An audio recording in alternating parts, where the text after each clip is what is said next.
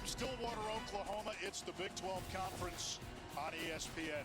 When we spoke to Cowboys head coach Mike Gundy this week, he addressed the noise. He understood the frustration of some fans, but he was also authentic, raw, unapologetically himself. And Paul Carcaterra, that's how he's always been. Indeed, Anish. Mike Gundy is a larger-than-life personality in Stillwater and college football as a whole, and he's given us plenty of things to smile about and laugh about over the years. Where are we at in society today? Come after me! I'm a man! I'm 40! Your number 1 ranked Cowboys against the number 2 ranked Penn State Nittany Lions. The teams are coached by the 2 greatest American wrestlers ever. And back in 2017, Mike Gundy and his quarterback Mason Rudolph riled up the crowd at a Cowboy pet rally. In 2018, he played the saxophone during an Oklahoma State basketball promo, and he also shared with his sons his love for hunting rattlers. Mike Gundy, always authentic. That's a little bit too close to that snake for me. I'd be about 50, maybe 100 yards away on watching from afar. Mike Gundy telling us, I haven't forgotten how to be a head coach. He's figured things out in the past, and however this thing ultimately ends, he has been one of the gems of college football over the years in terms of entertainment value. Tulsa won the toss, elected to defer, and Oklahoma State will bring it out to the 25-yard line. Zane Flores will make his second start. Cowboys coming off a bye, and Mike Gundy told us the theme was simplify. He said they got carried away trying to do too many things on both sides of the ball in that blowout loss to Oregon. Yeah, they thought maybe he would pick up the reins where Haas Haney, who knew the entire system and could execute and run it, they thought they could do that with Zane Flores, but they scaled some things back, and he's been a lot sharper in practice this week. Little play action, and he finds Terrell Davis for a gain of 5. Davis last year at Division II Central Oklahoma had the most receiving yards of any player across all NCAA divisions. There were 1,600 yards on 109 receptions. A young man that can really, really excite this Oklahoma State crowd. Another RPO, and they find the tight end Josh Ford for a first down. He is the lone returning starter on offense for Oklahoma State. New coaches, new players. They went into the portal, brought in 40-plus players, 60-plus newcomers on this team. Massive body on Josh Ford, 6'6", 265. Rodney Fields with his first carry, and into the open field. All the way to midfield. You can see why they want to give him 18 to 20 touches tonight. Yeah, they moved Nuku Mafi to the left tackle. He gets a good block, number 69, and that kind of opens things up for Rodney Fields Jr. here early in the ball game. How about that? We thought that we'd get a game where they came out running it with backup quarterbacks. They're slinging it around. And now the quarterback draw. Another big gainer. That's Flores. All the way to the 36-yard line of Tulsa, gain of about 14 more. Well, they pulled the left tackle around Mafi, and he's out in front leading his quarterback. Going quickly, there's Fields up the gut, and he hammerheads inside the 25, brought down by the safety Lento Smith. You mentioned Nuku Mafi at left tackle. Yeah. Oklahoma State's best O-lineman, Markel Samuel, their left tackle, still out. Got hurt before the game against Oregon as Fields gets another carry. And a red zone chance here for Oklahoma State. Impressive opening drive. This is what the Cowboys needed. No doubt about it. And how about this tempo offense in which Oklahoma State has gone to, trying to keep Tulsa on its heels. They've had a great deal of success early. They're trying to keep Tulsa kind of playing from, I guess, playing on their back leg a little bit. Tulsa comes into this game 1-2. Golden Hurricane coming off a loss to Navy last time out. They run that too high look, and you see the safeties That's an invitation to run the football. Floors to the air, to the end zone. Incomplete. Wanted Christian Fitzpatrick. He was covered by Elijah Green, who had 2 picks in the Navy game. He went to the weakness of the defense, which is when you have 2 safeties and they're playing zone, the middle of the field is one of the weaknesses of that look. And trying to get Zane Flores some easy throws where he can recognize that and then deliver the football on time. Big 3rd down and 6. Cowboys only 1 touchdown in the last 22 drives. Flores checks underneath, and that's going to be well shy. Gavin Nice Freeman, tackle. team leading 7th reception, 4th down, and here comes the kicking team. It's Logan Ward. And it's Ray Coney with the tackle. He leads Tulsa in tackles this year with 36 coming into this ball game. He's the bell cow on defense for the Golden Hurricane. He averages 12 tackles per game. 35-yarder for Logan Ward. The kick is up and good. Oklahoma State goes 9 plays, 57 yards on its opening drive, and comes away with 3.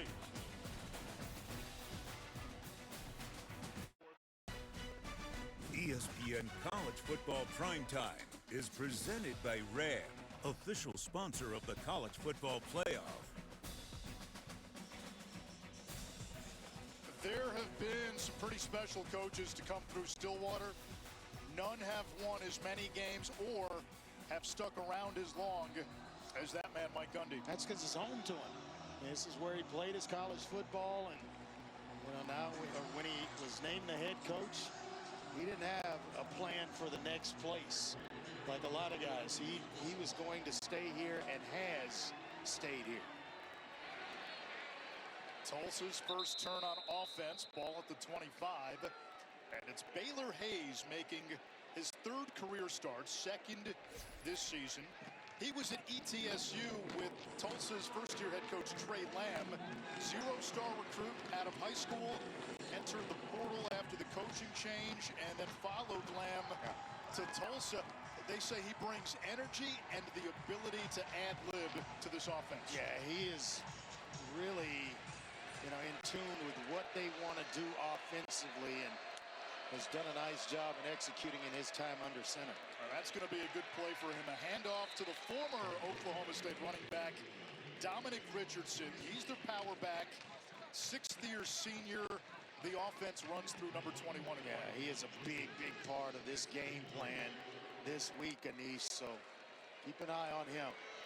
Hayes lets it fly downfield and able to complete. He's got his big tight end, Brody Foley. They had not completed a lot of passes downfield with Hayes at quarterback, and they hit Oklahoma State with a tight end wheel. Yeah, they bring him in motion, and then just right up the sideline, gets behind a linebacker. And boy, I like what he did at the end of that run, or after the catch, and the yards after the catch. A gain of 45. They go back to Richardson. And he is tackled for a loss of a yard on the play by Ivan Oates, the leader of that defensive line. Go back to that game against Oregon. Oklahoma State, especially early, was hit by a ton of big plays from the Ducks. And maybe one right there to Foley, but what I like about Foley, he's usually a red zone target.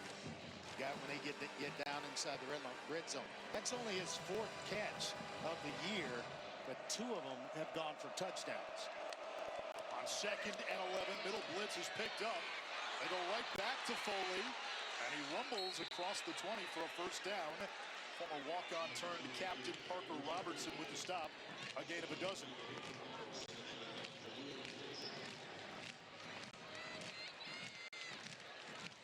That's a nice job of recognizing coverage. He had 2 slot receivers there, Anish uncovered. And how about the youngster in Baylor Hayes, recognizing coverage, getting the ball out quickly. This is a nice responsive drive to what Oklahoma State was able to do. 2 tight ends into the game. Lucas went wide, looking for Richardson on the wheel. Oh, and he had him. Oh, Richardson came out the back door and was wide open. That's one that you have to, if you can't, float over the defender and into the hands of Richardson, and there was no one out in front of him. Cam Smith knocked it away, potentially saving a touchdown.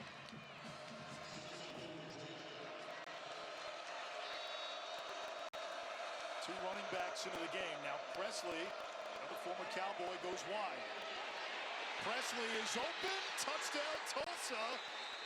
A 19-yard strike from Hayes to the former Oklahoma State Cowboy, Braylon Presley, whose brother, Brennan, is Oak State's all-time leader in receptions. This guy can really run, and we knew he'd be part of the game along with Richardson, but man, coming back home and you score a touchdown, how about that? And how about Tulsa with an answer to the points of Oklahoma State right away? This is a game they felt like they could win. Coming on the road, you could sense the confidence in Trey Lamb. He didn't give us a lot of coach speak about, hey, we're outmanned and this and that. He told us he likes some matchups in this game. He thinks Tulsa can come to Stillwater. We're coming to win.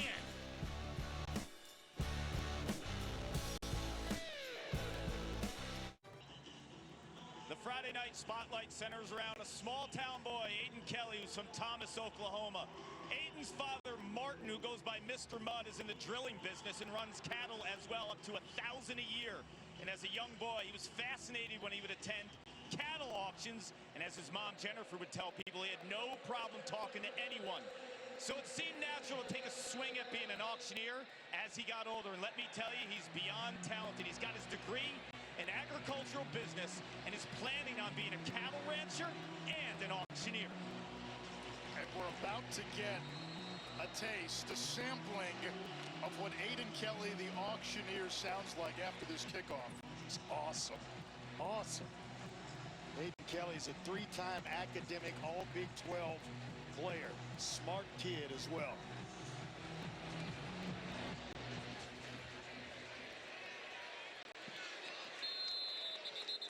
A couple years ago, Anish and Andre, Aiden showed off his talent at a Cowboy basketball game. Check this out.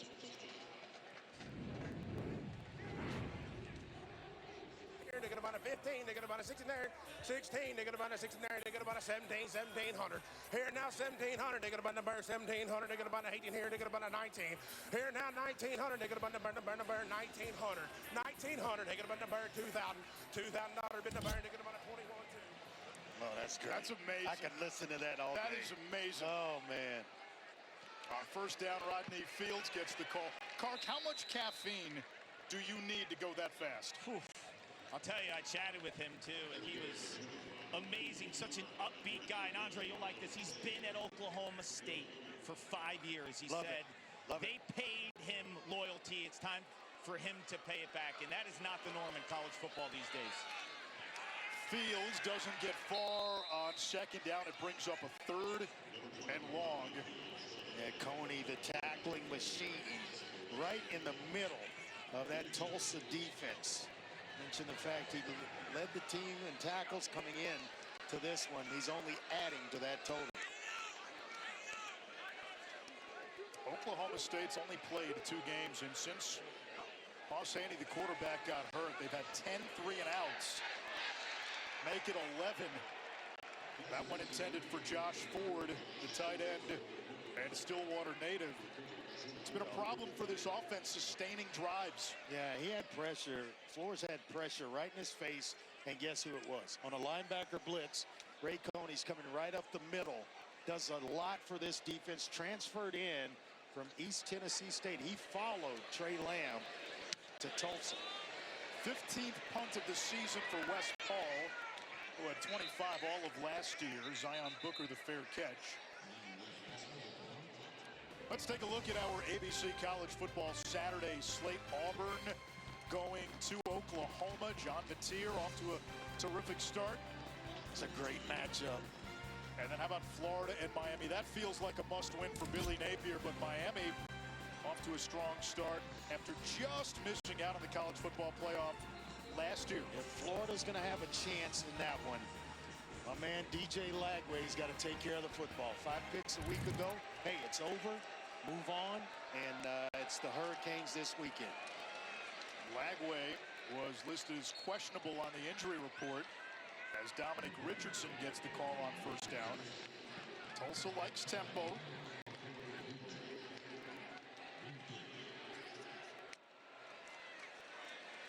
Another RPO, and they go right back to the tight end. Foley, his 3rd catch. You're right, Andre. He was known as a red zone guy. Yeah. 3 catches already, which doubles his career total. Sometimes when you spend all week scouting a guy, or they only throw to him in the red zone. Not the case with Foley. Let's see if forward progress gives Richardson the first down. It'll be close, and he does move the chains. Something to keep in mind. Tulsa in 3 games has gone for it 12 times on 4th down. They like to be aggressive, especially when they get across the -45 midfield. It's often 4-down territory. And that's the case with a lot of programs this day and age as they go from the book. That so-called book that tells you when to go for it and what the percentages are. Zion Booker, their top receiver, 0 and white, the motion man. Hayes checks down, finds an open receiver.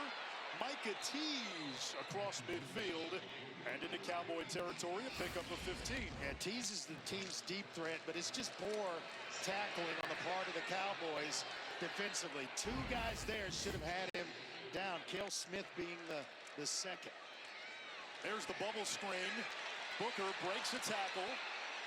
That could have been a negative play. Instead, a gain of 2, and Oklahoma State wasn't quite lined up when that ball was snapped. Yeah, and it's still, they're in position to make a play to hold it to a short gain, maybe no gain. But yet, again, poor tackling on the back end by this Oklahoma State defense allows the receiver to get some yardage there, 2 yards, when it should have actually been a loss. Member of the defense. Brian McCoy, who is Oklahoma State's leading tackler. Yeah, he's one of the big-time leaders in this program. Averaged 10 tackles a game for Akron last year. 2-time All-MAC selection. That is a guy that walked off the field with Coach Gundy. You see him there in the shot. And that loss to Oregon because he said he knew exactly how much the game means to Brian McCoy Jr. You go back to a year ago, think of all the key star players that Oklahoma State lost on defense. You got arms like that, right? You working on them? With Photoshop, yes. Man, is he put together, right? I mean, that's a guy that puts some work in the weight room right there. That's what you call bowling ball shoulders.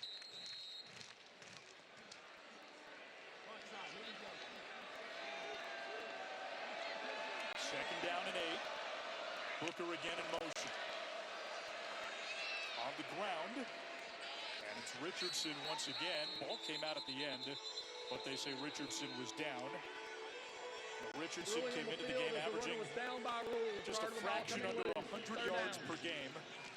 Had a big opener, 142 against Abilene Christian. Another RPO. They had an open receiver, and Hayes a little too hot for Booker. Yeah, it's a little bit hot and a little bit high, and it surprised Zion Booker.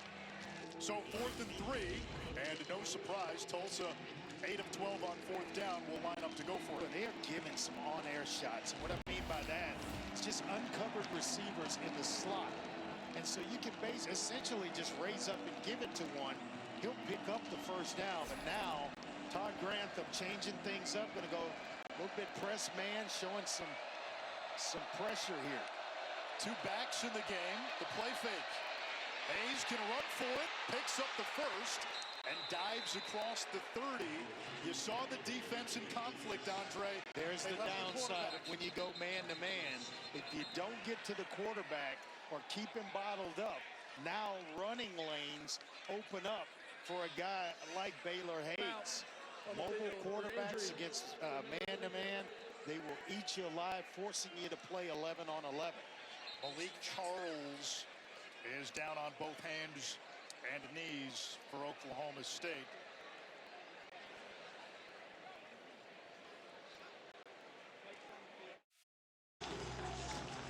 Malik Charles looks to be okay. A young man getting his first taste of the FBS this year. Stops at West Georgia, Northern Arizona, Western New Mexico. Only played 3 football games in his high school career. Was a basketball, volleyball guy until his senior year. His father played a lot. His father was a defensive lineman at your alma mater at Syracuse. He played 9 years in the league. A lot of time for Hayes. In the backfield, another missed tackle. And getting back to the line of scrimmage is Jacob Emmers. No matter what happens the remainder of this game, in the film session, either tomorrow or Sunday, that will be talked about ad nauseam by Todd Grantham. The amount of missed tackles early in this game that's allowed Tulsa to move the chains. Last time out, 2 weeks ago against Oregon, Oklahoma State gave up more than 10 yards per play, almost 8 today, as Hayes slides down. They mark him down where he started the slide. 3rd down, and again, depending on what Tulsa gets here, 4 downs very much in play. Well, there's no doubt about it. I think it's when they cross midfield. If it's 4th and less than 5, look for Tulsa to go for it. Unless they're in field goal range. And they told us their field goal kicker, Seth Morgan, he's good from 47 and in is where they're comfortable with him. Happy feet. Booker on the check down. And he's got a 1st down for Tulsa. And another missed tackle. Inside the 15. That gave up about another 3 to 4 yards there for Oklahoma State. And so, you know, the theme kind of continues. You want to hit someone so hard that the fundamentals of tackling have gone out the window in this one for Oklahoma State. 3 wide receivers to the boundary. Richardson wrestled down at the 10. Gain of about a yard on the play. Tajay McCoy with the stop, 2nd down.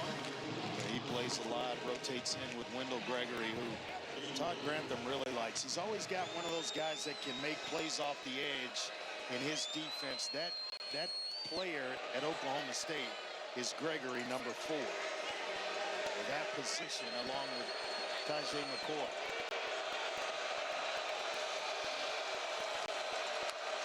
Micah T's the motion man. Here's pressure, and that ball Mutombo'd back by Tajay McCoy. No.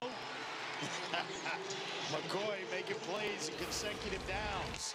Moving him around a little bit, letting him make some plays, and times that one just right. Not sure who Baylor Hayes was trying to get it to, because Zion Booker, who's trying to sneak out underneath the coverage or under the defense, he was being trailed by a linebacker. That might have been a blessing in disguise. 14th play of the drive. Pressure up the middle. Nothing going on for Zion Steptoe. The Purdue transfer, who moved from DB to wide receiver when he came to Tulsa. And here comes Seth Morgan in the kick team. This is the distance in which he's pretty comfortable.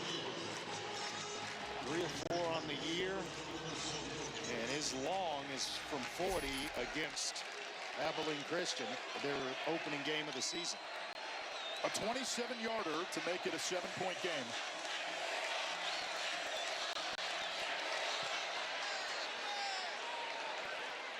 Two drives, 2 scores for Tulsa on the road in this Turnpike tussle.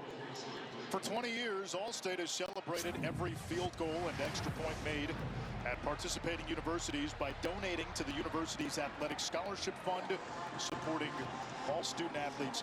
Andre, sometimes when you do these games where a team like Tulsa is punching up in weight class against a power conference team, you can translate the coach speak.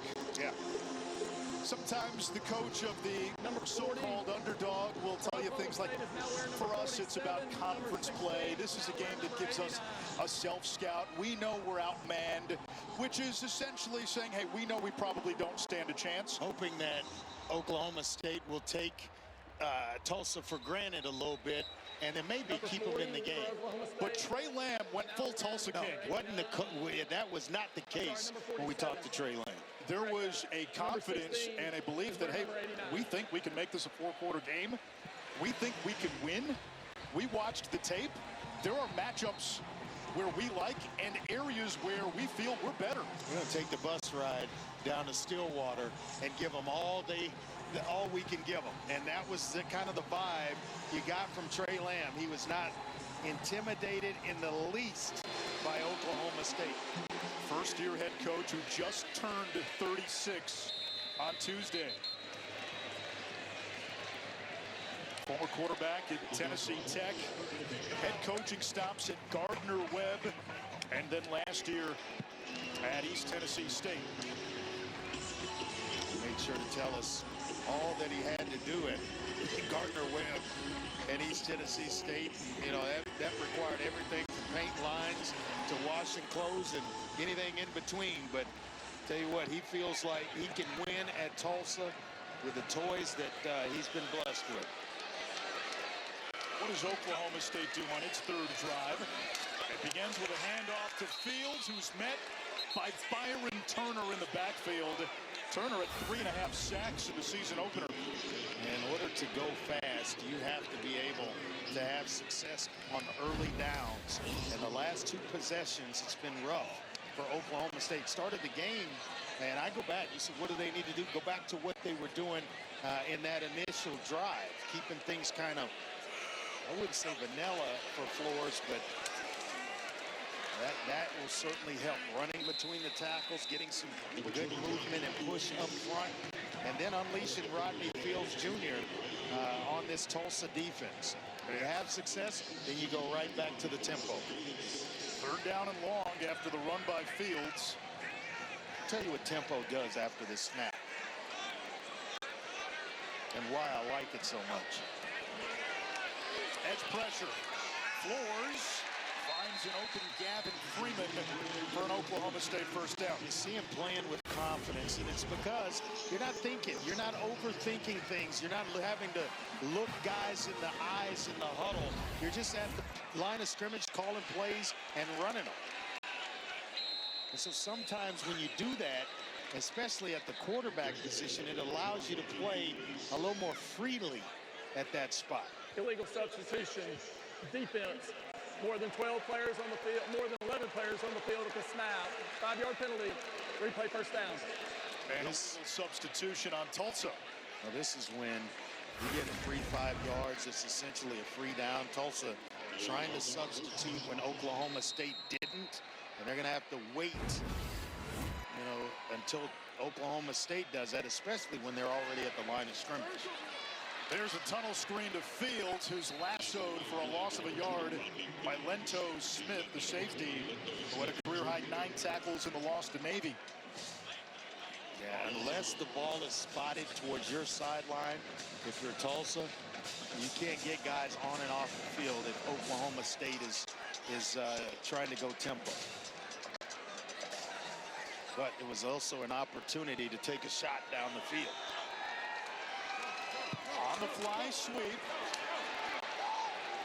Royal Capel, the true freshman, and he has enough for an Oklahoma State first down. You get 1st and 5, Anish. That's when I think you dial up a play for Gavin Freeman, Sam Jackson, Terrell Davis, one of those guys that can stretch the field. It's a free down. Go deep.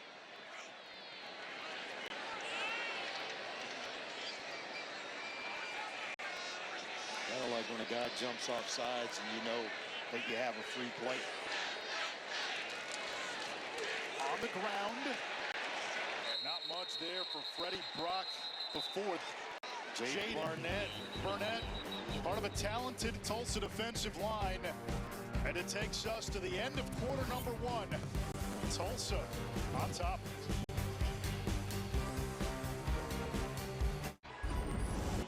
Coach, how would would you describe your confidence level right now? Yeah, it's high. I mean, we thought we could win the game. We came in here to win the game.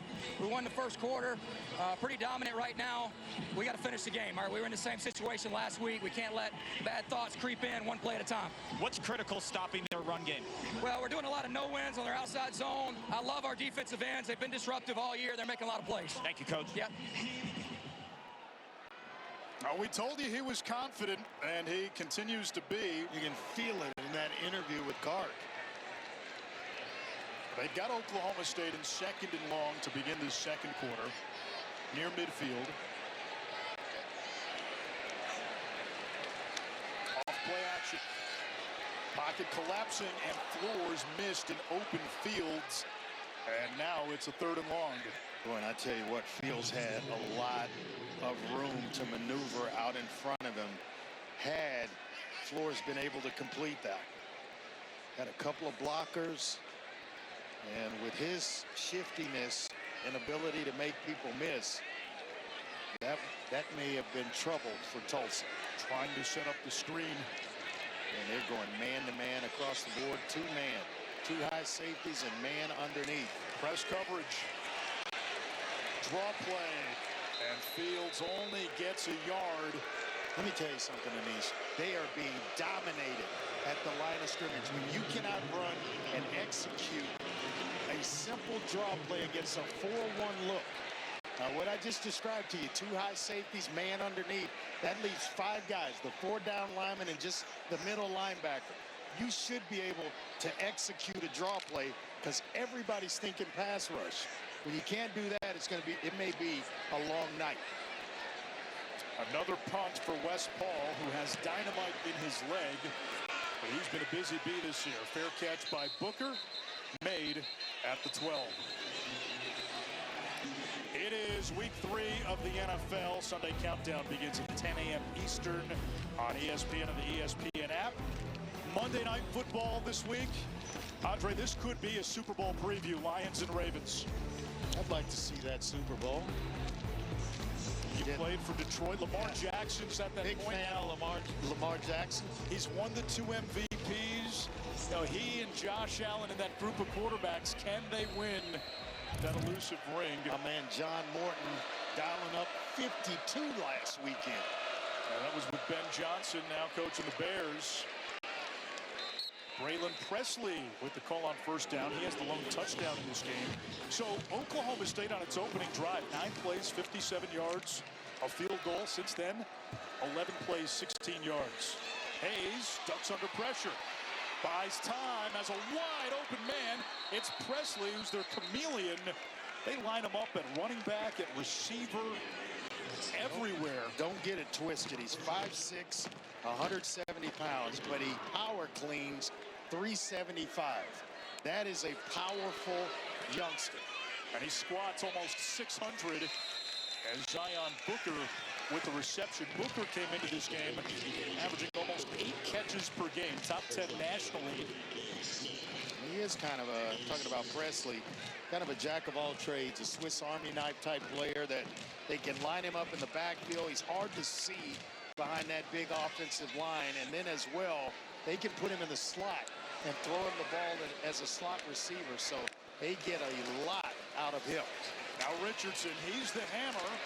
Ran into his own man, big number 54, Cody Hornsby, and still picks up a first down. Big fella just took him and said, hey, I'm going to sling you forward. Since I can't throw a block for you, go ahead. Right there, just kind of slinging him forward for about 2 additional yards. It's like a subway turnstile. Transfer from you and Clark's alma mater at Syracuse. Was a 2-year starter at Grambling as well. Off the nickel blitz, it's picked up, downfield into coverage, almost picked.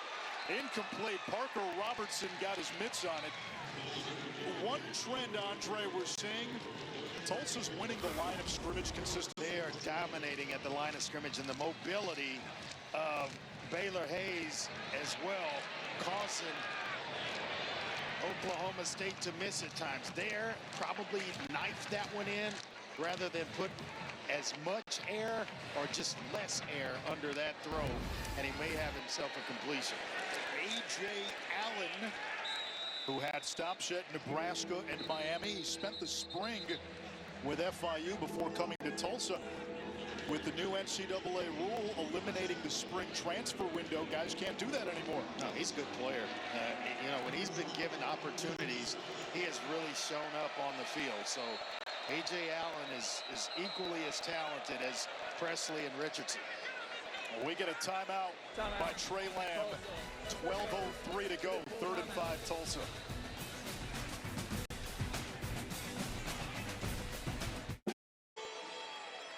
And A. Schroff, Andre Ware, Paul Carcaterra, Friday night in Stillwater. 3rd and 5, Tulsa after a timeout, and this may be a scheme to set up 2 plays here, given where they are on the field. There's no doubt. Remember, we talked about it earlier in the first quarter. When they get past midfield and it's 4th down and less than 5, that 4th down is in play for Tulsa offensively. On the ground, Dominic Richardson following his puller, and that sets up a 4th down and 1, and this is 100% go-for-it territory. No doubt. I mean, Trey Lamb won't hesitate to leave his offense on the field, and it's like they're bringing in some bigger guys. And Stephen Kittleman, the backup to Baylor Hayes versus Kirk Francis, who is out tonight, but he's in to run the quarterback sneak or the push too. They'll run it to Richardson. Wow. And he bullies his way inside the 40 for a 1st down. Took on Parker Robertson and won that battle quite easily. He's got 2 backs. They line up in the old T formation. Haven't seen that one in a while. You played that in high school, didn't you? I mean, it was basically exactly. That's a wing T formation if I've ever seen it. It's been a long time since I witnessed that one. Trey Lamb told us they had a few tricks up their sleeve in this game. Shot downfield, adjusting, and the catch is not made incomplete for Emmers. That's one thing Tulsa wants to do is go vertical a bit more. Emmers is one of their vertical threats. One of the things they talked about this week when we had a chance to talk to the coaching staff from Tulsa is they wanted explosive plays in the passing game. It's something that's kind of been missing. Chunk plays when they throw the football. They've had a couple in the first quarter. They were looking again to get it to Jacob Emmers and that last play. A.J. Allen hunting for room. He lost a yard. And it's going to bring up a 3rd down and long. Don't want to settle for a field goal here, so they're looking for success anywhere they can get it. Now, remember those uncovered slot receivers. Right there, it's Brody Foley, the tight end, in that look. But then we got a timeout called by Oklahoma State.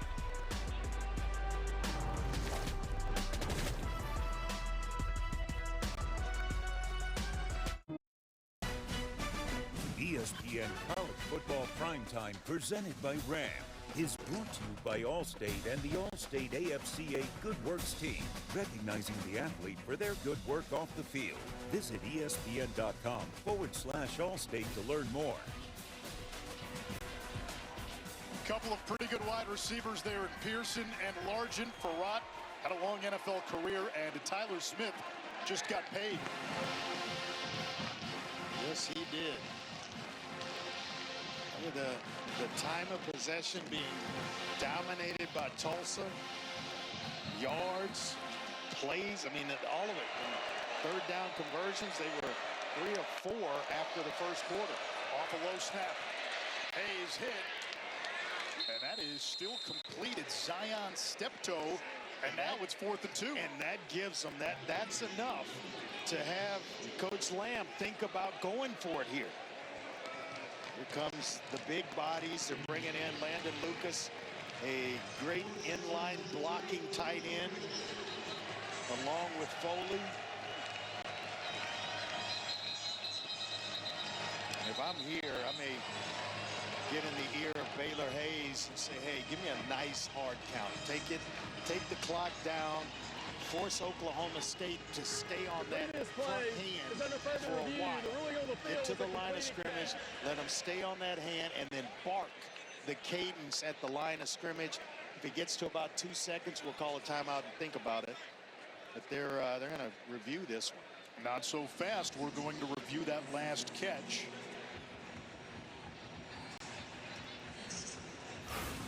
Looked as though he was inbounds the entire time. I'm wondering if the replay officials thought he went out of bounds and came back in to make that catch. Looking at that right foot along the sideline.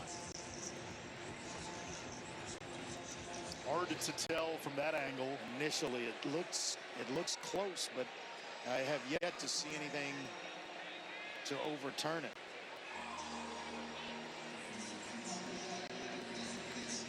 Ruling on the field was a catch.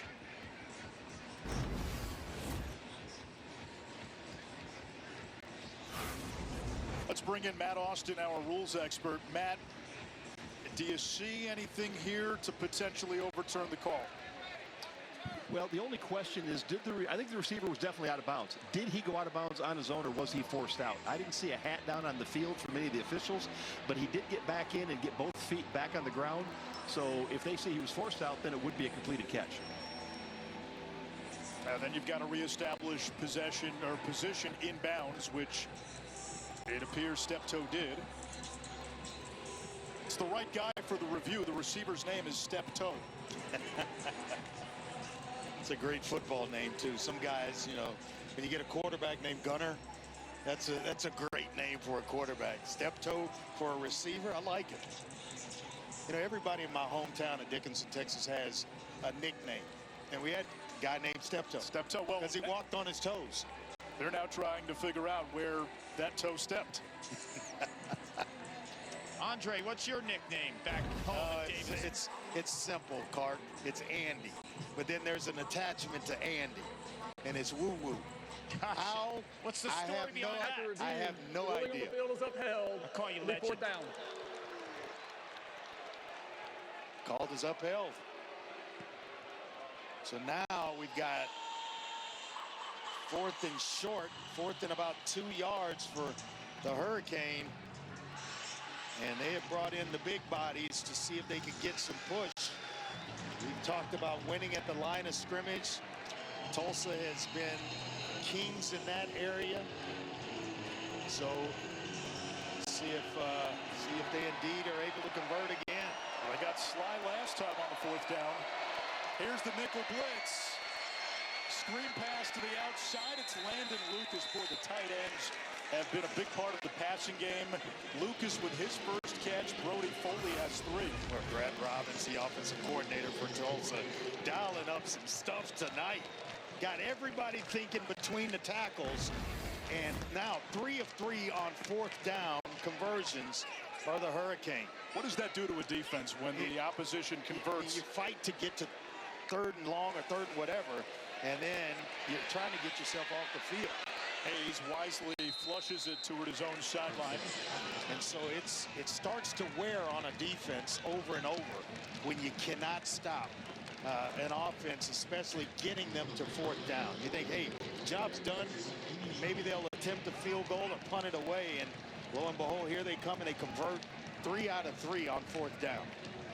It's one thing to have Oregon march up and down the field against you. That's a championship contender, but Tulsa's moved the ball on every drive. Richardson lowering his pads. Wow, he's close to the red zone. It's 3rd down. He just lowered his pads to the point where he just ran over Brandon Rawls. Rawls ends up getting him around the ankles, but boy, he took the better end of that shot. Fans in Stillwater familiar with Richardson. He had some big games when he was a Cowboy. 3 100-yard games with Oklahoma State. 15 rushing touchdowns. He's played for both teams now in this rivalry. And that third down call led you to believe that if they had gotten enough, fourth down would have been another possibility, but instead here comes the kicking team. Take the points, and a nice play by Jalil Johnson, a super talented player who has just pure ability off the edge for Oklahoma State. You need guys like that to step up that are on the line of scrimmage and start to reestablish this thing and get it turned around in your favor. A 38-yarder for Seth Morgan, who has hit from 27. Oh, what else is doing is shortening the game. It is 13-3. Tulsa has scored on all three of its drives.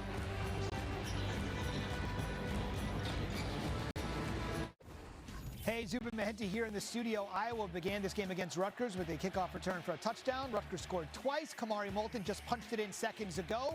We're all tied in Piscataway. Anish will keep you up to date and see you at the half. I don't think they do the grease trucks out in Piscataway anymore. Over here, Tulsa, 3 drives, 3 scores, but the silver lining for Oklahoma State's defense, field goals on 2 of the 3 instead of touchdowns. Yeah, bend but don't break. Their last 2 drives, 31 plays. If you can believe that, 2 drives, 127 yards, but only 6 points given up by this Oklahoma State defense. Now a quick word from Verbo. As your host, I have some rules. First, no showers longer than 5 minutes. This isn't a spa. That's the rule. Meanwhile, at a Verbo, get the vacation you expect, and never a hovering host.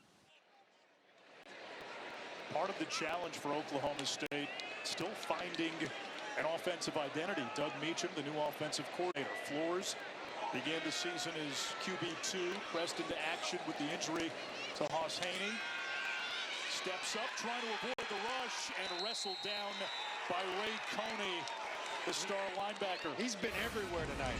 I think he's been up here in the press box giving pointers to the broadcast team. I mean, he has been everywhere, all over the field.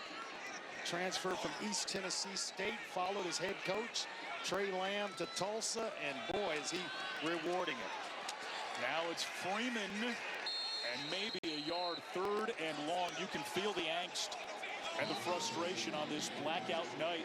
And this is where it's advantage defense, because you get in the 3rd and long, you can either come with pressure to force the ball out of Flores' hands quickly, or you can play, completion and tackle for short of the 1st down marker. They're going to play zone here and look to tackle anything short of the 1st down marker. Flores steps up to avoid the rush. Over the middle in traffic. This is going to be close.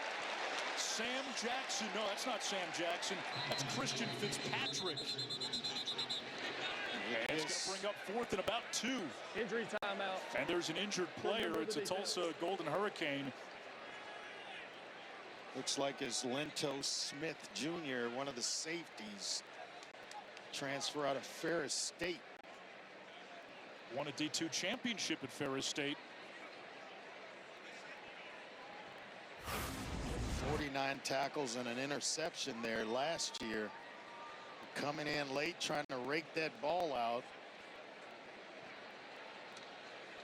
And Fitzpatrick, who made the catch, he was Marshall's top wideout last year, as they still attend to Lento Smith.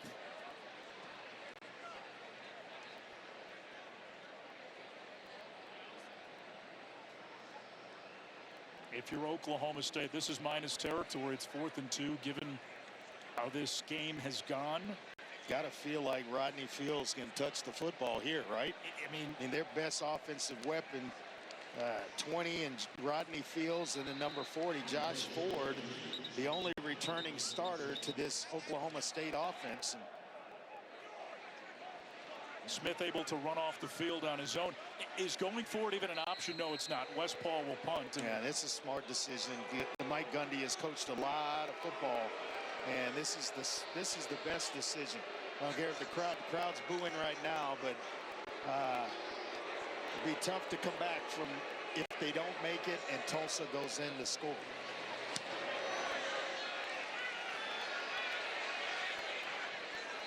That takes a Tulsa bounce and rolls out of bounds near the 30. Baylor Hayes only making his third career start. Moment has not been too big for the young man. Yeah, he has shown the ability to get the ball out quickly to his tight end Foley to start this game. A couple of quick reads. He's shown the ability to scramble around, get his eyes right back down the field, and complete passes. But just the ability to scramble and then touch on the football over the top to his running back, Braylon Presley. He has been impressive. Handoff goes to Richardson. You know, Adish, I spoke to Baylor Hayes this week, and coming out of high school in Tennessee, felt like he was one of the state's top quarterbacks, but he had 0 FBS offers. The issue, he was too light, only 165 pounds at the time, but Coach Lamb looked past it, offered him at ETSU, because he liked how he acted like a point guard, his ability to spread the ball around, and his confidence. And watching him on the sideline, he's feeling it. He's got a lot of football left in him. Richardson right up the gut, flag down. Yeah, it's going to be a hold. Looked like Landon Lucas, the tight end, may have got maybe the one that drew the flag and the attention of the official. Holding. Offense. Number 65. 10-yard penalty. Actually, it's Sean Hill, the left guard, who gets flagged to transfer out of North Carolina State. Keep an eye right there on big guy, 65, kind of ducks his head, and then once he loses him, kind of wraps his arms around the waist, and really didn't need to. Richardson was already through the hole and by him. A Tulsa team that beat Abilene Christian to open the season, and then back-to-back losses to New Mexico State and Navy. On the slant, it's Zion Booker. Boy, 2nd and 20. And now it's 3rd and 2 after a gain of 18. You can't have that if you're Oklahoma State. Yeah, he has really good hands, and he was definitely going to be a big part of this game plan tonight. First down and then some. Presley pretzels across the 45 of the Cowboys. Boy, the poor tackling. Missed tackle after missed tackle. 2 in the hole, 1 on the second level, and then a 3rd on the back end. Missed tackles, and 1 touchdown saver by J.K. Johnson. Otherwise, Presley has gone to the house. And Tulsa has now been in plus territory on every drive. Richardson scavenges for about 3. I think the one thing that Trey Lamb felt like was they could hold up in the trenches, at the line of scrimmage. Not only have they held up there, they've actually kind of owned the line of scrimmage on both sides of the football. The offensive line having its way right now, and then the defensive line getting pressure. They got pressure with just 3 on that last possession by Oklahoma State. And Andre, they're slowing the pace too, knowing they get the ball first in the second half. Now into their 4-minute offense. Slant for the tight end, it's tipped and lands harmlessly to the turf, incomplete. And Foley wasn't expecting that football. He was still in his route, and it looks like, you know, Hornsby, injury timeout, who has been in at times, is down for Tulsa up front. So 3rd down and 7 with Hornsby down. He and Deshaun Hill split time at guard. Tulsa today is 3 for 8 on 3rd down, with the caveat they are 3 for 3 on 4th down. And 3rd and 7 as they attend to Hornsby. Andre, you pick up 3 or 4 here, and you're right back in that spot to try to go 4 for 4 on 4th down. And that's the game plan, is to shorten it on 3rd down and get it to a manageable situation under 5 yards on 4th down, and then it's dealer's choice. Todd Grantham, the defensive coordinator for Oklahoma State, telling us you almost have to look at a 3rd and 7 like a 2nd and 7. And part of the reason Trey Lamb likes to have that 4th down in his back pocket, he says, you put some doubt in the mind of the defensive coordinator. Do I bring pressure on a down where you normally would bring pressure with this distance? Knowing what's coming, and then all of a sudden they slip or run underneath you when you're being aggressive in pass rush, and that gets them to the point they want to get to, 4th and short, and then they're able to convert, as Tulsa has done here on 3 occasions.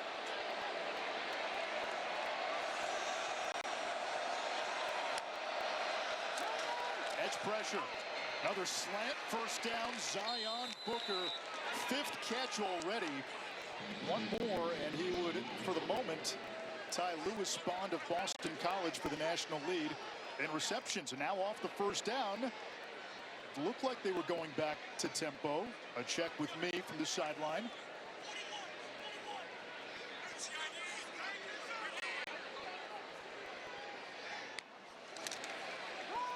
Off play action. Pressure came by Wendell Gregory. Is that a catch? No. Tees could not get a foot in bounds. 2nd and 10. Wendell Gregory, number 4 in black, who had 3 sacks, a Big 12 freshman record he shares with Alden Smith. Applying the heat. How does he get that wide open? Barely out of bounds, but I thought Hayes was just throwing this away. And all of a sudden there's a receiver in the area, and I was thinking he's not outside the tackle box, but he saw what we did, and then Tees was wide open along the sideline. The nearest defender, Cam Smith, the most experienced player on the defense. Richardson was following his tight end, had to cut it back. No gain. 3rd down and 10. And if there's been one flaw with this Tulsa offense tonight, they get down inside the 35. We've seen them stall. Now we get a flag.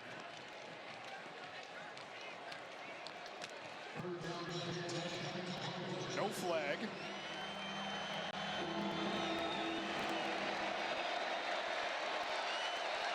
A.J. Allen, the running back. Hayes from the pocket takes a shot for 6. Incomplete, intended for Makai Miller.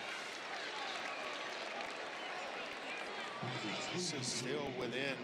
They're right at about the 29-yard line. This is well within the comfort zone of Seth Morgan.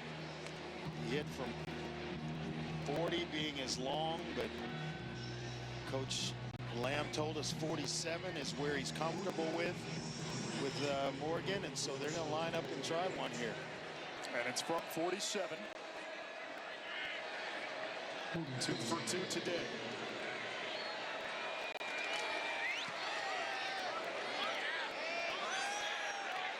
And Morgan puts that through. So Tulsa's had the ball 4 times. They've scored every time. But Oklahoma State's bend but don't break defense has kept them in this game by holding Tulsa to a field goal on 3 of those occasions. How about this Sunday nighter? You're a Houston guy. Astros, Mariners entered tonight. Come on, Astros. For first in the American League West. Can't have it any better, right? p.m. Eastern. If you're got teams tracking you, or you're trying to track a team, you get to this point in the season, and it's all knotted up in a series. Boy, series I think is in Houston. Gotta take care of business. How critical does this drive feel for Oklahoma State? It feels big because they need points. Just from a momentum standpoint, Tulsa getting the ball first after halftime, it's huge, because the thing you don't want to have happen is you go 3 and out, and then you give Tulsa another opportunity to put points on the board with 2 timeouts left and the 2-minute timeout.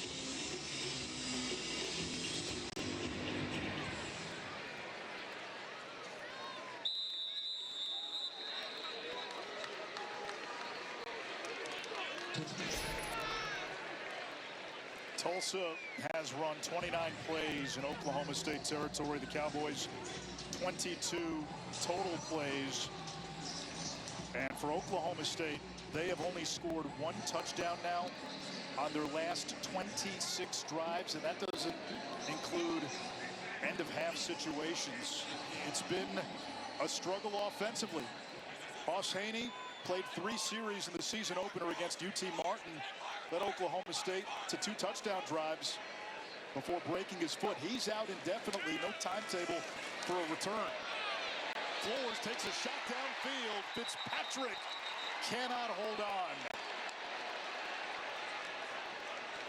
I've never understood why defensive backs, and I've never understood it as a player either, why they get up and celebrate when a guy drops a pass. They were beaten, and it wasn't because of anything they did. It's because he just dropped the ball. They get up, celebrate like they caused it. It's kind of like a layup. Just kind of pretend you've been there before. Here's the blitz from Coney. It's picked up. Flores, escape route up the middle, and dives to about the 40-yard line. One of the bigger plays. Yeah, one of the bigger plays of the ball game for Oklahoma State offensively.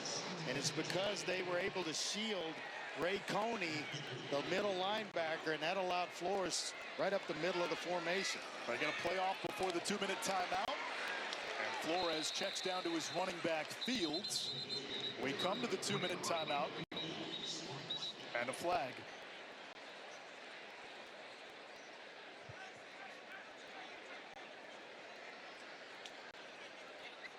There is no foul in the play. 2-minute timeout.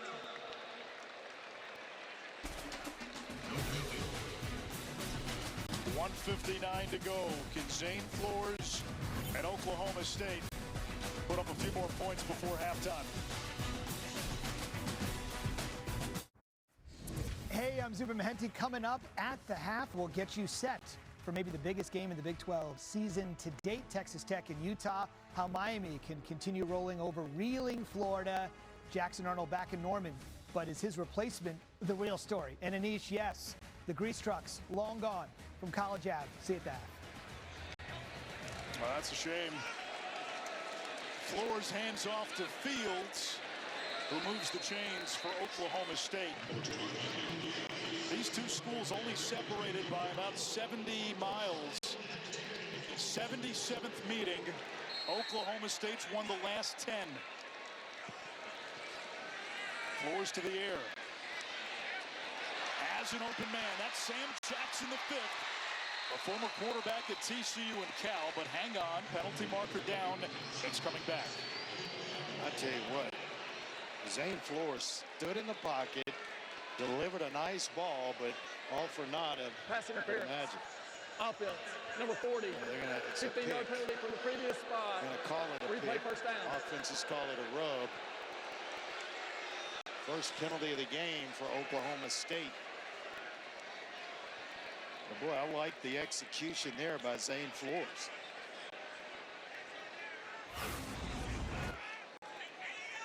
And you'll see the big tight end, Josh Ford, kind of wall off. Oh, yeah, they're going to get you for that one on Coney. So 1st and 25 now. Flores moves the pocket. That pass batted down by the safety, Zach Williams. And he is the communicator in this defense. He's the guy that wears the green dot, communicates the defense to everyone, top down. And boy, here he just shows you some range. And he's a big guy, 6'1", 200 pounds, good-looking athlete. 2nd and 25. Both teams with 2 timeouts. Flores over the middle. That's to Fields. Clock will continue to run. Coney makes the tackle. Timeout. Timeout, Tulsa. And Tulsa uses a timeout to stop the clock. So Trey Lamb thinking along with us. Get the ball back one more time and a chance to double dip at the end of the half and the beginning of the 3rd quarter. Now, if you get a stop that you're looking for by Josh Reardon, the defensive coordinator for Tulsa, and they punt it away, they punch you down close to your goal line, you got to be careful. Because what you don't want to do is put your team at risk, trying to get more points before the half and double dip. Then all of a sudden you turn it over and it amounts to Oklahoma State getting points. So you got that to think about as you're calling this timeout to try to save time for your offense. Oklahoma State, after scoring a field goal on its opening drive, has punted the last 3 times out. In the loss to Oregon, West Paul punted 10 times. Cowboys had more punting yards than total offense in that game. Tell you what, the more Zane Flores plays, the more he starts to look like he belongs. And he's not really showing a lot of inexperience. Here's the blitz. Flores runs and driven out of bounds. It'll bring up 4th down. Ty Cooper, one of the D linemen, tracked him down. And Flores comes up well short. It'll bring up a 4th down. It'll bring in West Paul. And this is where, if you're Tulsa, you did what you wanted to do in terms of saving the timeout when Flores goes out of bounds. But now you've got to take care of the football. And be on alert for maybe a fake here.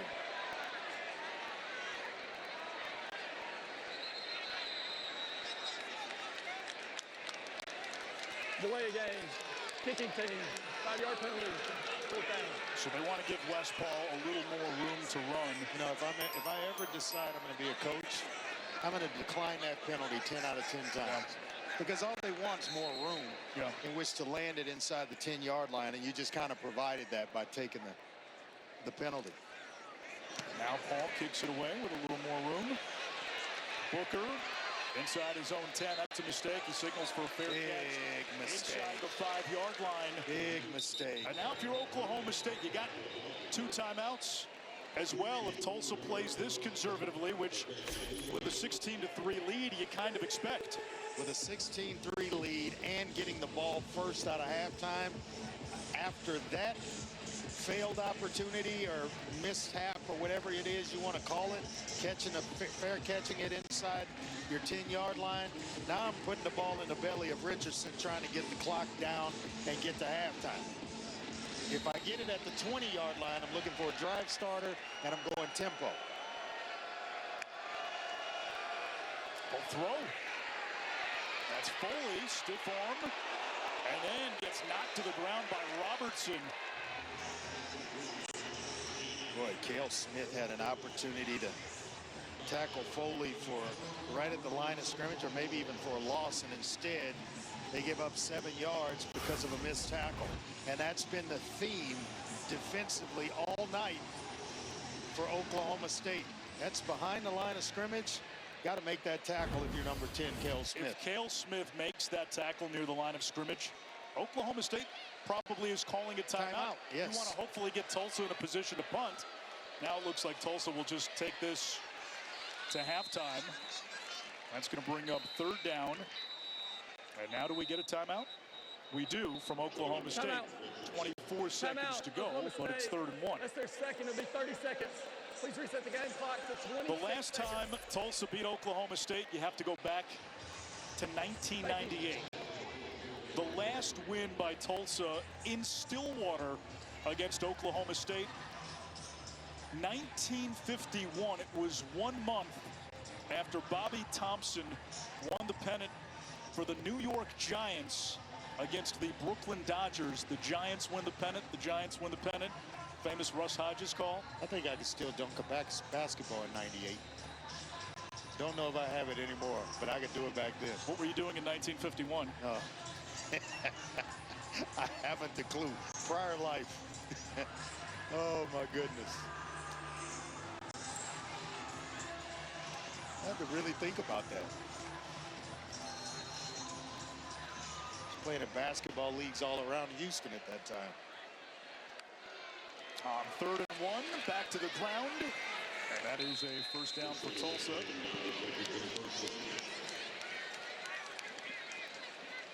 We'll see if the Golden Hurricane call another play. They are walking to the locker room. Oklahoma State has a timeout, so does Tulsa. And Trey Lamb now waving still not his offense. Yeah, still not sideline to the 20-yard line where you say, hey, 22 seconds. If it's beyond the 20, let's call the timeout or let's go tempo. No, it's beyond the 20. You let the clock run out, go to the locker room, and all those things that you had in your head save them for the second half. Oklahoma State exits to a chorus of boos. Tulsa with a double-digit halftime lead against a power conference team for the first time in 20 years. Halftime report after this.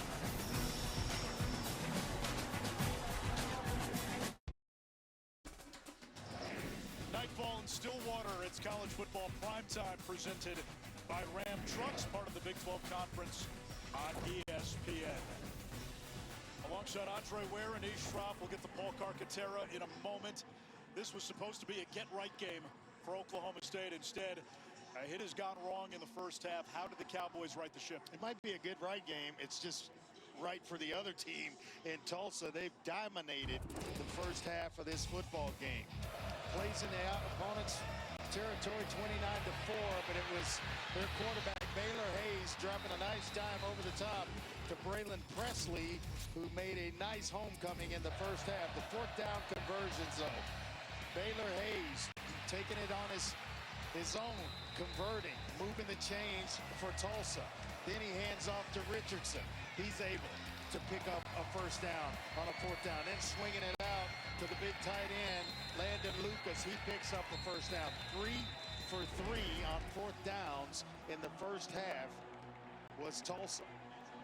And Tulsa will receive the third quarter kickoff. The thing that does, Anish, it really starts to shorten the game.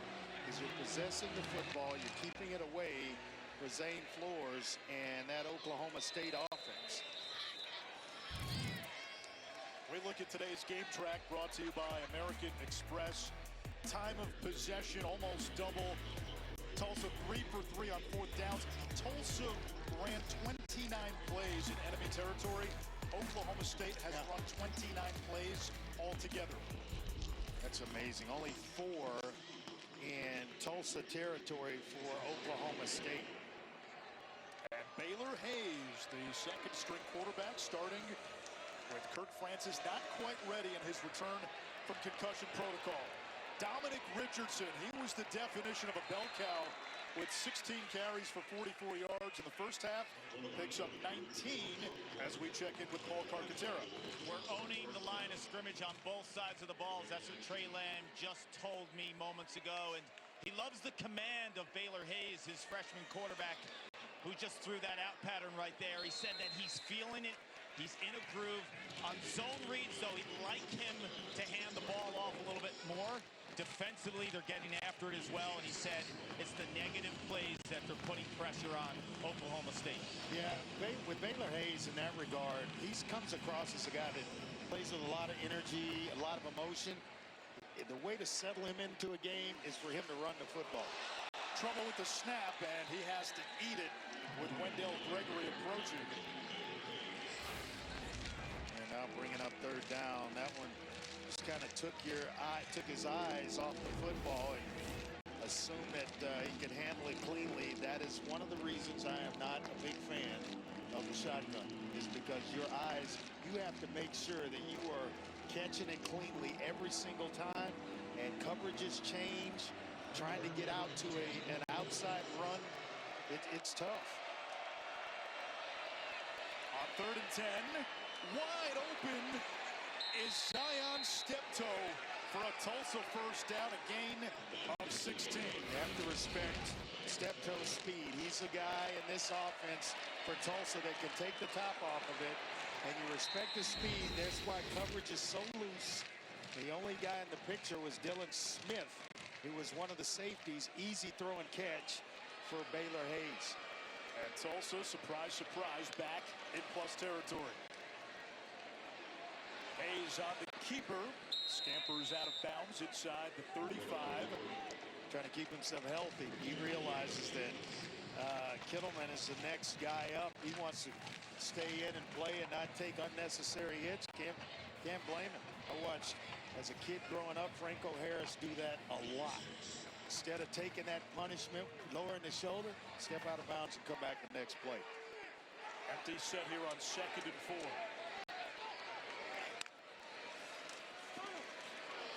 Quick throw near sideline. Richardson the catch. Enough to move the chains. Boy, they have been getting Richardson involved. 17 carries. That's his second catch. Well, they have called a magical game offensively. This Tulsa Golden Hurricane offense. It seems like when Oklahoma State thinks they're going to run between the tackles, they do something on the outside. When they think they're going to pass, they run. When they think they're going to run, they're passing. It's just, you know, a boxing clinic going on right now. There is Richardson, tackled at the line of scrimmage, no gain. Kind of like Bud Crawford and Camelo last weekend, Alvarez. Bud just took him to school, man. Took him to school. Well, the challenge for Tulsa tonight has been they get inside the 35. 4 scoring drives, 3 of them have ended with a field goal. They only have the 1 touchdown, and that is what is keeping Oklahoma State in the game. But what offsets that is time of possession. Hayes, incomplete for A.J. Allen. I think A.J. Allen thought he was getting the football there and really wasn't prepared to receive it. He had a crosser underneath I thought he could have gone to. That was a tight window to try to squeeze one into Allen. But they have lived in Oklahoma State territory in this one. 50% on 3rd down, 6 of 12 for the night for Tulsa. Not to mention 3 for 3 on 4th. Here comes the blitz. Incomplete for Booker, and it's 4th down. This will be about a 47-yard field goal. How about this youngster? He didn't flinch. He saw the blitz guy coming right in his face. He stood in there, tried to put one up where his receiver, Zion Booker, could run under it. Just miscommunication with Booker, but he didn't flinch. He stood right in against the blitz and delivered the football. Seth Morgan tonight, 3 for 3. He's hit from 27, 38, and 47. Another one from 47. And it's his 4th field goal of the night. Tulsa extends to a 19-3 lead.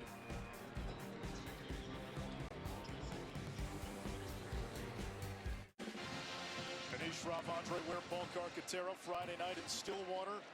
And Tulsa making that 70-mile trek with a 19-3 lead. Big possession here, Paul, for Oklahoma State to begin the 3rd. And Mike Gundy told me at half, Anish, they need more versatility on offense, be less predictable, giving Zane Flores better opportunities with positive gains on 1st and 2nd down will be critical. Defensively, he went on to say they're struggling to handle Tulsa's back and the quarterback run. I've been impressed, though, with Flores the last couple of possessions, kind of gaining confidence, stepping up in the pocket.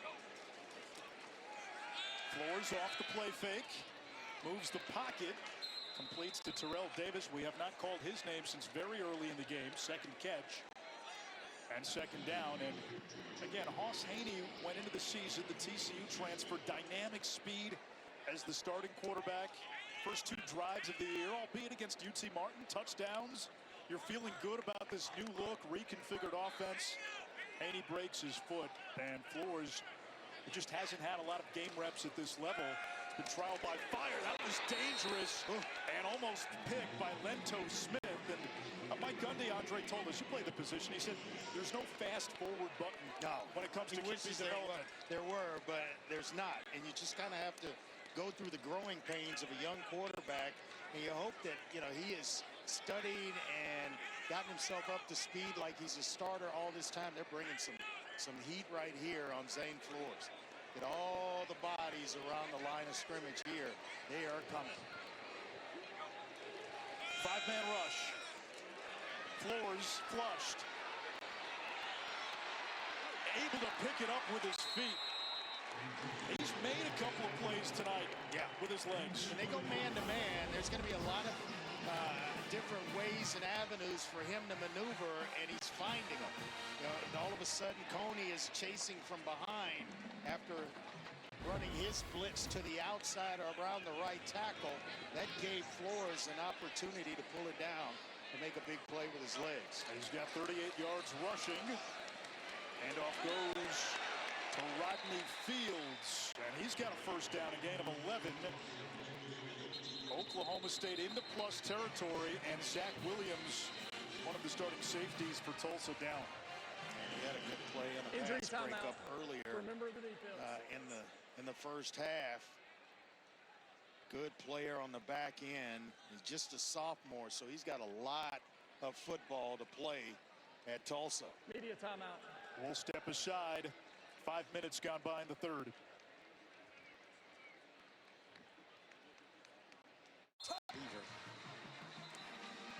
The most important factor in student achievement is the teacher in the classroom.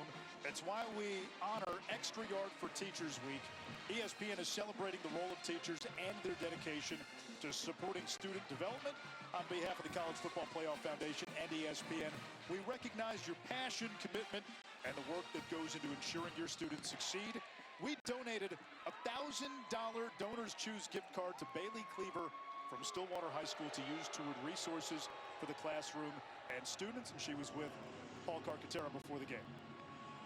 Thank you, Anish, and I'm joined by Bailey Cleaver, who teaches agricultural education at Stillwater High School, and you're the recipient of this $1,000 gift card. What does it mean to you? It's truly humbling and really an honor to receive this on behalf of the teachers at Stillwater High School. And this is a special night for you because one of your former students, Josh Ford, who is a tight end for the Cowboys, he's been on the record saying that you are an amazing teacher. What was he like as a student? Well, it's easy to be a good teacher when you have good kids, and Josh had the most pure and genuine heart, and he was truly an honor to teach. So. Well, it's great to be with you tonight, and teachers are the pillars of our community, so congratulations. Thank you so much, and go Pokes!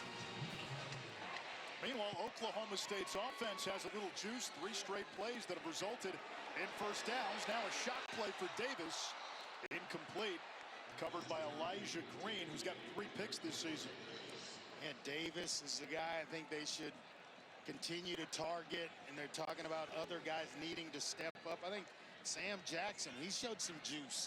The pass that he caught, but it was brought back because of a penalty. I think that's another weapon that I would try to tap into. The game has felt different, but the scoreboard tells the story. It's still only a 2-possession game. Edge pressure, Jaden Burnett. That's his 5th sack of the season. Last year, not a single Tulsa player had more than 3. And he came into this game as the sack leader for the Golden Hurricane, and right off the edge, he's just untouched. They run play action, they forget to block him, and Grant Segrin, I think, who's in the ball game, just let him go freely. Quick throw underneath Shamar Rigby. Big 6'3" target coming over from Purdue back to the original line of scrimmage.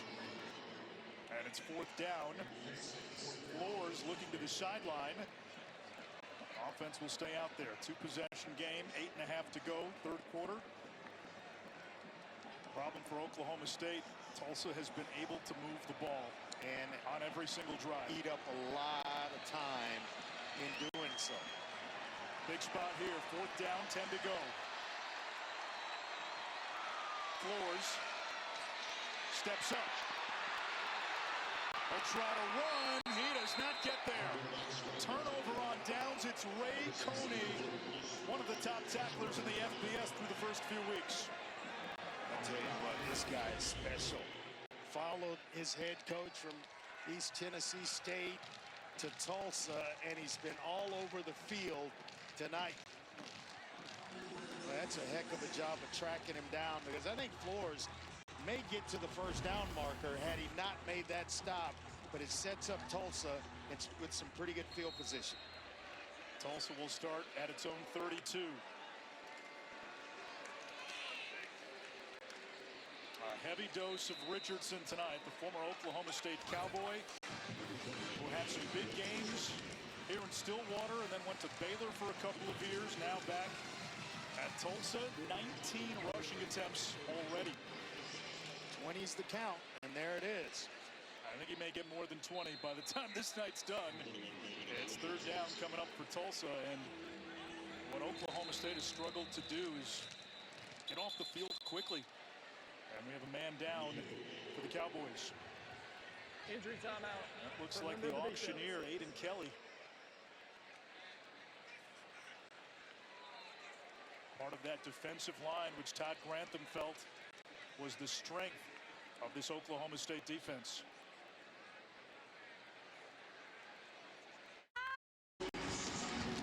There's Aiden Kelly walking off the field, slight limp. Part of that defensive line rotation. It's 3rd down and 3 Tulsa.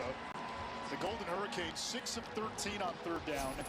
They have twice as many yards as Oklahoma State tonight, and they have owned the line of scrimmage. Yeah, they're going to run to this left side behind either Hornsby or Hill, and then the best offensive lineman is Jaquan Adams to their left. Little misdirection. That gets them the 1st down.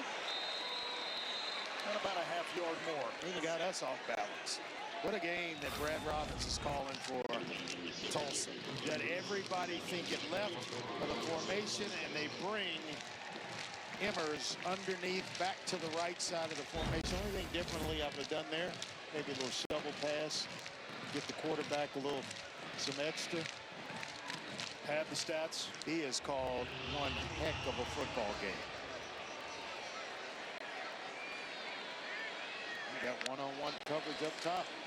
Blitz from the nickel spot. Richardson pinballs, hurdles, balls on the ground. Who's got it?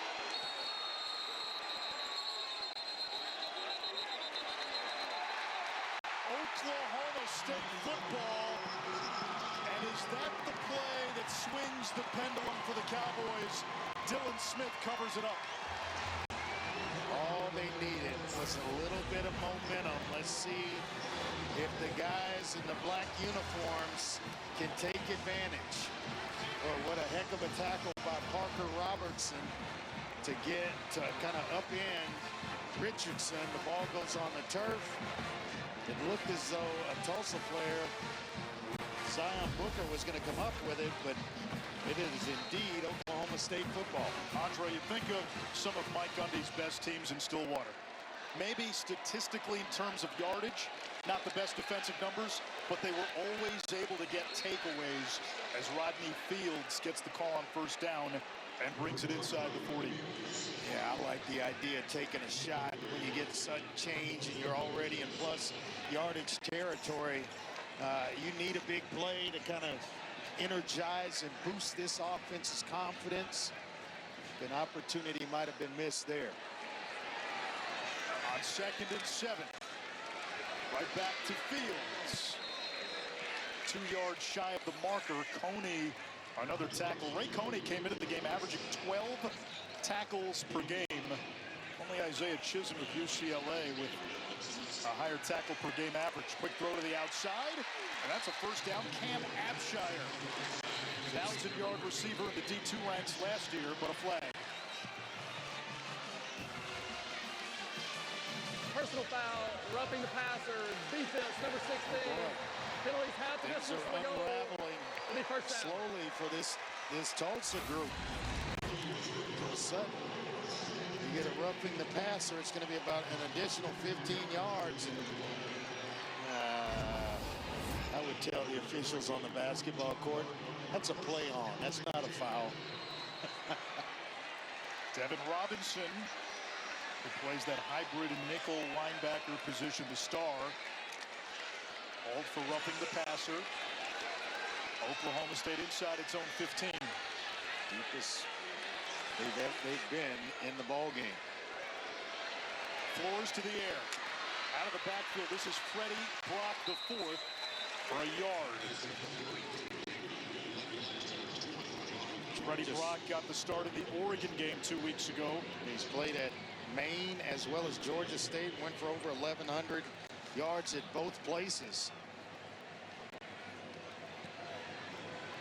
It's an offense that's still waiting for guys to seize certain roles. Who's the number 1 receiver? Who's the lead back? Here's Brock. Tumbles inside the 10 to about the 8. 3rd down. Andre, 4-down territory? I think so, definitely. When you're down 19-3, you're looking for any kind of momentum. You are going to use all 4 of those babies if you have to.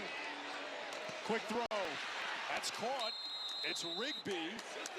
And he's going to be pulled down about a yard shy of the line to gain.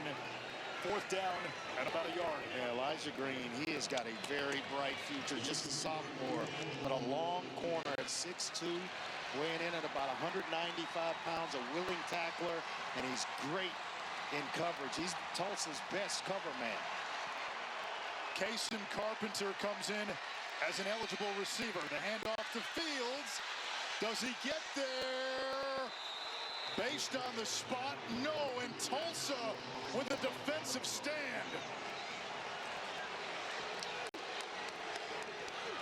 Wow, after a turnover, after the fumble by Richardson, you're asking your team, your defense, to step up and continue to do the job they've done all night long. 4th down and a yard, and they come up big. Coney's there again to help make the play right there in the middle. And linebacker reading things out, sorts it out, and he didn't give an inch. Tulsa now backed up. Richardson stood up. Wendell Gregory, forward progress, gives him the 5. It's still a loss on the play. 2nd down. And you see Richardson with both hands on the football, making sure he doesn't make the same mistake twice. He's up to 22 carries. Career high 27. That came with Oklahoma State as a freshman. He's now a 6th-year guy. Another carry for Richardson.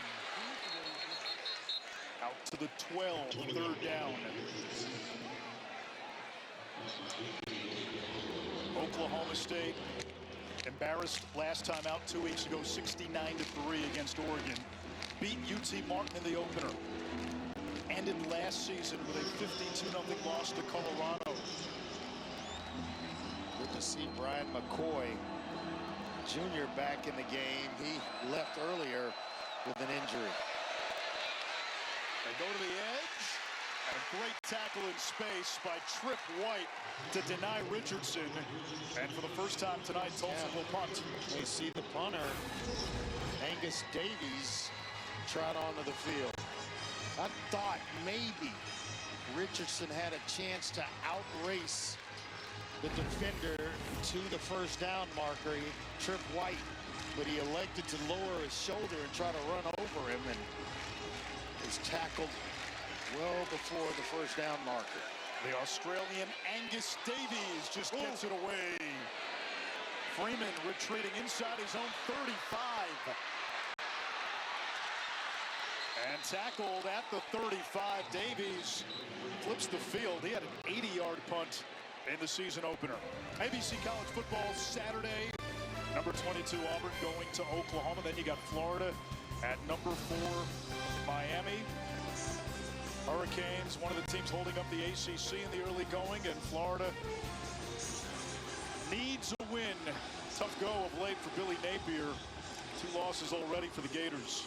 And DJ Lagway last time out 5 picks in the loss to LSU. Got to clean that up. give your team a chance to win. But I don't know a guy that could stay in the game till Friday. Backwards pass. Comes back to Flores, shakes the tackle. And chased down from behind, shy of the 40 by Byron Turner. So some gadget plays now by the Cowboys. Yeah, they're trying everything right now, trying to catch this Tulsa defense sleeping. And I tell you what, they've played some pretty good football and on alert for a lot of what's going on offensively here by Oklahoma State. Sam Jackson, a former quarterback at TCU and Cal, threw that pass. That's a 1st down catch by Terrell Davis. Maybe open it up, go some no huddle, let Zane Flores sling it around a little bit. They go back to the ground. That's a big hole. Broken tackle. Rodney Fields inside the 20, and the Cowboys back in the red zone. Lento Smith making the tackle. Yeah, not for Lento Smith.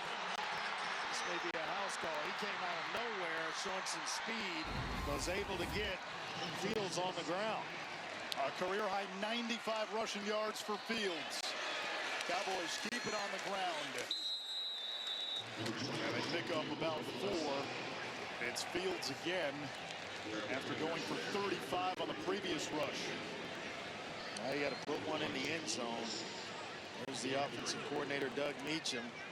He is looking for pay dirt. He wants to get this Oklahoma State offense into the end zone. It's been a minute since opening week.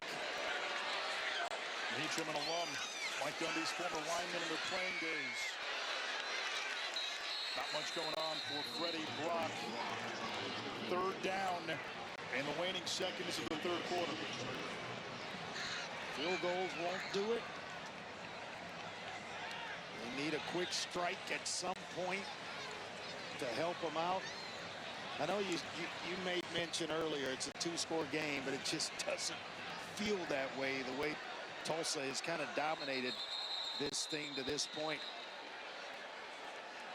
We go to the 4th quarter in Stillwater. Tulsa looking for its first win at Oklahoma State since 1951. Coach, what's allowed your offense to come alive? Well, we picked it up a little bit and got a little better mix with the run pass. We just got to convert, you know. Last time we were down there, came up a little short. We got a position right now. We got a good chance to convert. We need to get it done. Thank you, Coach. You bet. Big 3rd and 6 for Oklahoma State. They've been stopped on downs the last 2 times out, stopped on downs.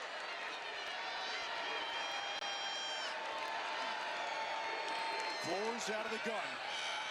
Quick throw in the flat. Broken tackle. What an effort. And it's going to set up a 1st and goal. Gavin Freeman. What an effort by Freeman to come out of that thing. Balance, all of it. And a well-designed play by Doug Meacham, the offensive coordinator for Oklahoma State. Sent a receiver inside. It was almost like a natural pick for Freeman to get freed in the flat. It has been more than a minute since the Cowboys' last touchdown. They had the jumbo package in there. Further review to see if the runner's knee was down. And we will get a review.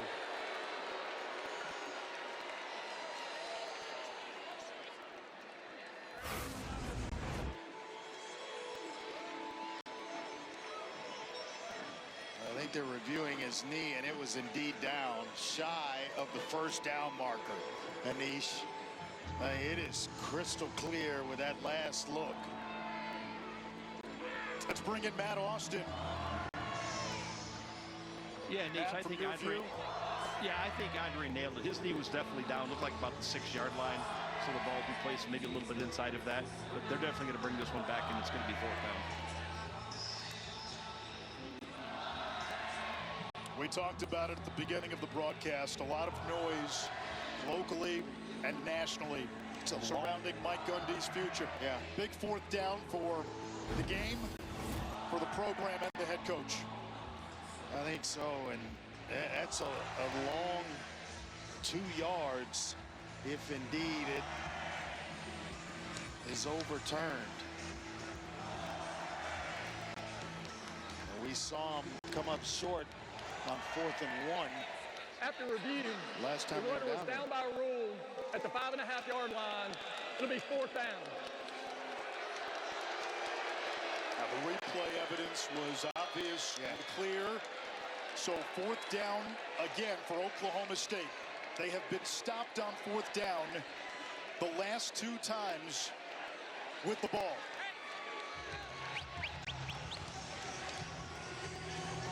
They need 2 touchdowns and 2 two-point conversions, but it starts with getting this yard.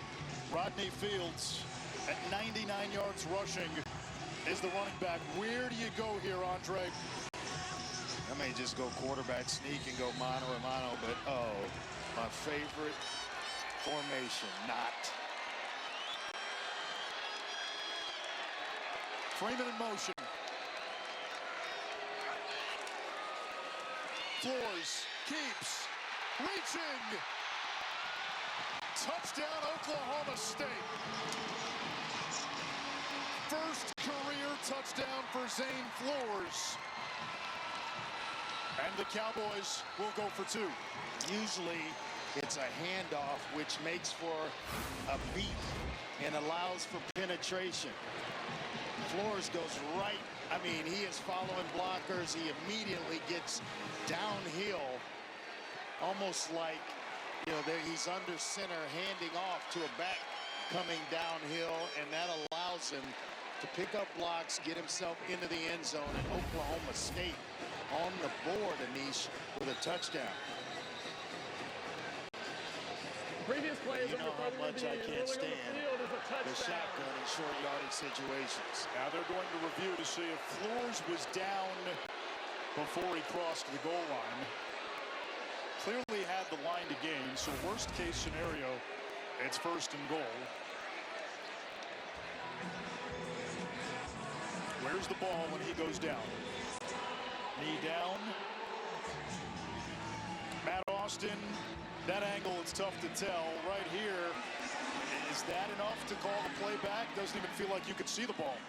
Well, the replay official has the ability to merge those 2 pictures together. So if he can get this view where the knee is, then show the one from the end zone where the ball is at that time, that would certainly help.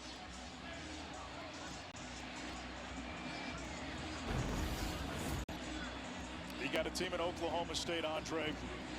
The breaks have been hard to come by, and Trey Lamb, the Tulsa head coach, told us if Tulsa makes this a 4-quarter game, he said now all of a sudden doubt starts creeping in. You know the Cowboys are dealing with a lot of noise. You know they're up against it, coming off a bad loss to Oregon. You try to match it up. Mad enough there to swing the call? Right there. Where's the ball? I really don't think so. I don't see clear and obvious evidence there. I think he's short, but that doesn't count. You got to be able to see the knee and the ball in relationship to the goal line. And remember, it was 4th and 1, so if they do take this touchdown off the board, it'll be 1st and goal to goal right at about the inch line.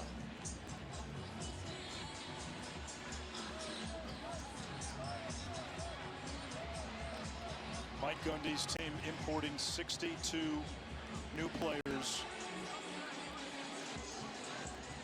That's a lot. Plus a entirely new coaching staff. After review, the ruling on the field is upheld. Touchdown. And this crowd, which has been waiting to cheer all night, finally has something to get excited about. Pockets of Boone Pickens Stadium have cleared out. 19-9, and now a 2-point conversion to make it an 8-point game. That is your best 2-point play. Doug Meacham has got to pull that one out right now. They bring in Trent Howland, a 250-pound running back.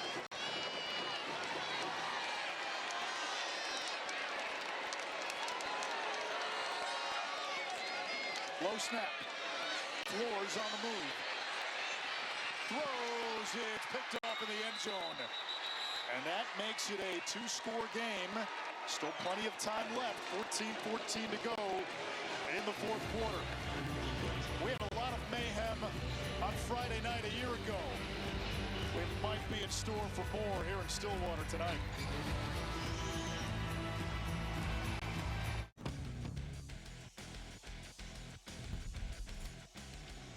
It's a pretty good list of guys who went on to have successful wrestling careers who were football stars in college. I shouldn't say football stars. They played football. I think the guys let Stephen A. off a little easy this morning on First Take for his top 5 wrestlers of all time. Well, it's his list, though, right? Yeah, it's his list, but man, they let him off easy. Was Ultimate Warrior on the list? Ultimate Warrior? I don't think so. That's a mistake. Braylon Presley on the return. Oh, the story for Tulsa today, they've been able to move the ball consistently, but all but one of their scoring drives has resulted in a field goal, and that's why Oklahoma State is hanging around with plenty of time. Where's Dominic Richardson with his touch count at this point? He's got 23 carries, 2 catches. The 24th is coming pretty quickly here.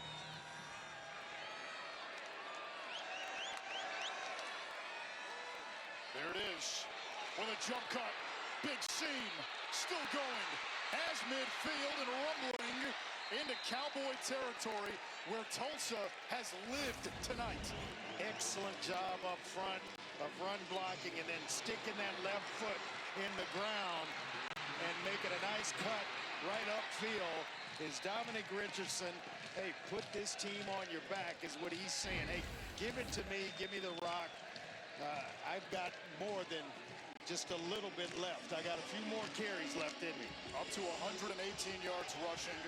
5th career 100-yard game. 2nd with Tulsa.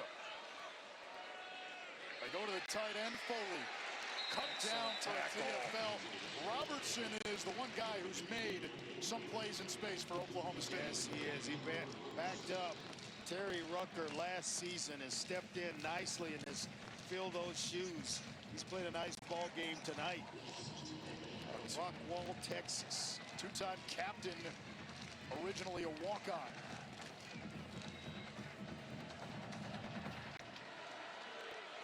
Empty set on 2nd and long.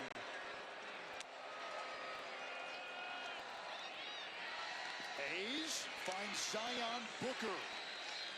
And he sets Tulsa with a 3rd down and about 3. And Hayes is two instances in this game, 2nd and long, 1st and long, and Tulsa able to get the chunk play. I knew Francis was out of this one, and the concussion.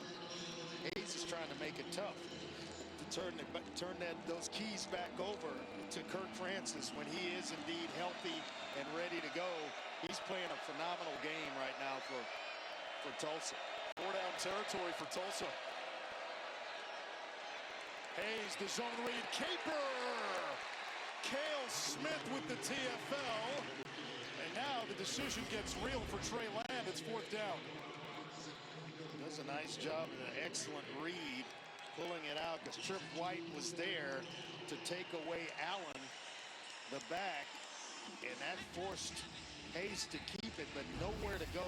That's a pretty good job of team defense overall for Oklahoma State. They bring in Angus Davies to punt. Now, Trey Lamb did tell us they do have a fake punt in the back pocket. Keep this one, keep that in mind. They are not afraid to run the fake. And plus yardage territory, it's calling for it. A flag. Delay of game, kicking team, 5-yard penalty, 4th down. That tells you the fake is off the table. That's more the setup, maybe? You're already thinking it's off. I'm not so sure just yet. You take it, you get Oklahoma State retreating to go block for the return. But are you giving them any momentum right now with a 10-point lead? Certainly would be. I'd go ahead and punt it with just the fact that he told us it's in the game plan. Smart play. Let's see where they mark this one. At the 9-yard line. Oklahoma State still in this one, down 10 and with the ball.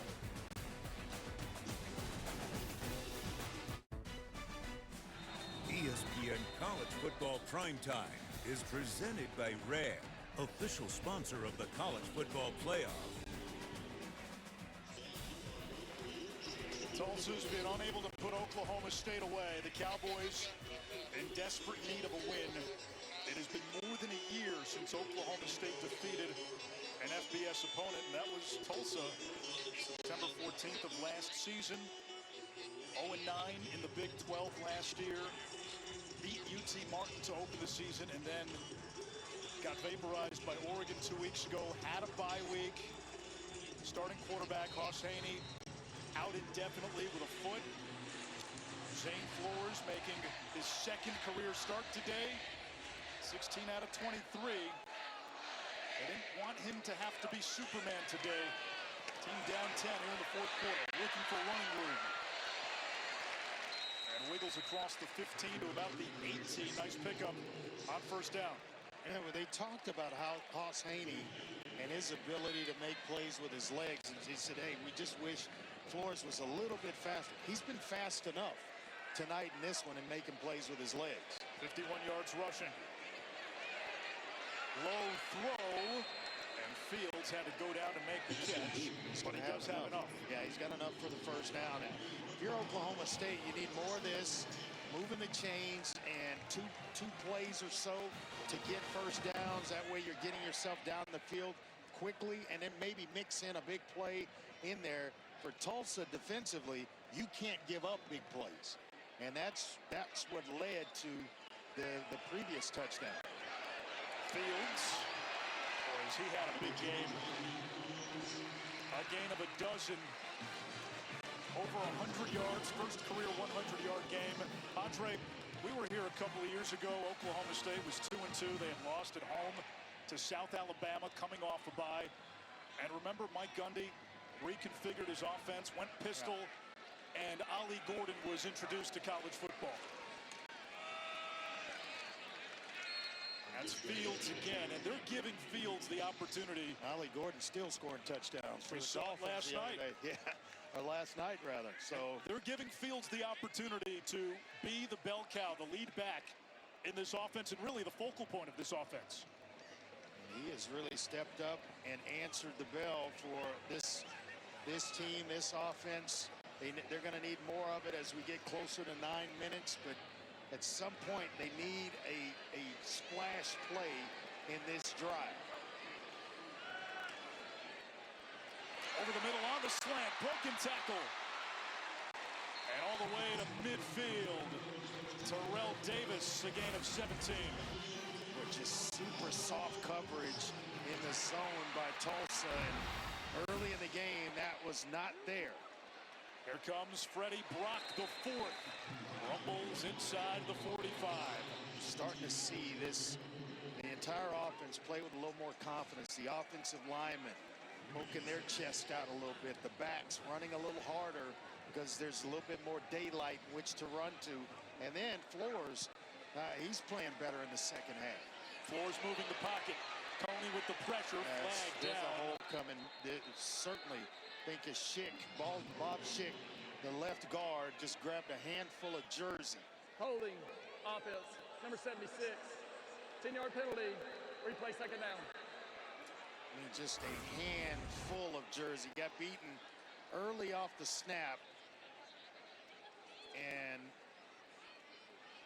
you'll see right there, just the left hand on the jersey, working against Byron Turner Jr. And that makes it tough. All that progress you make, and then you go 10 yards backwards. Only the third penalty on Oklahoma State, all on offense. Four-man rush, a check down to Brock. Broke the first tackle, and he's tackled at the 45, still lost a yard. It's going to bring up a third down and 15. 8:20 to go here in the fourth quarter, down by 2. Man, there's just what we haven't seen from Oklahoma State on defense. Just team tackle. William Alexander gets there first. Joe Yelly finishes things up. Flores steps up. Downfield, incomplete. Threw it behind Davis, and now on 4th and 15. Let's see what Mike Gundy does. Champ Lewis, the junior transfer from TCU, with pretty good coverage there. Oklahoma State will punt. There's some good things that you're getting from Flores. I mean, that stepping up, not trying to go around protection, keeping his eyes down the field, and just unable to connect with Terrell Davis. 5th punt of the game for West Paul. 19th punt of the season. And the penalty. They were rolling until the holding penalty by Schick. Booker lets this one bounce. It takes a Cowboy bounce and downed inside the 5-yard line. Tulsa's offense back to work after a 51-yard kick.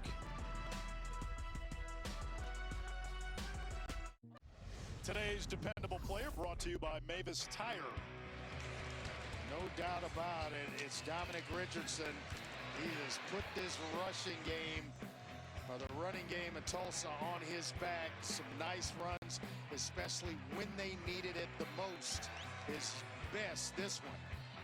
In the fourth quarter, to start the drive, that's his best run by far.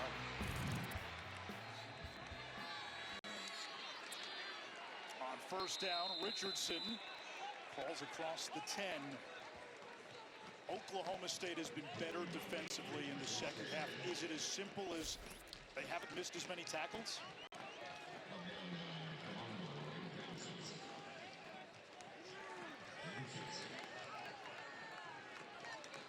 I think it's just tackling. When you wrap up and you tackle, you're holding guys short of the first down marker. It's that simple. We saw when the game first started, so many missed tackles in this game by Oklahoma State's defense.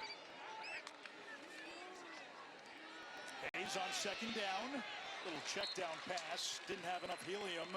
And it's third down. And boy, if Oklahoma State can get a 3 and out, get the ball back. There were fans heading for the exits.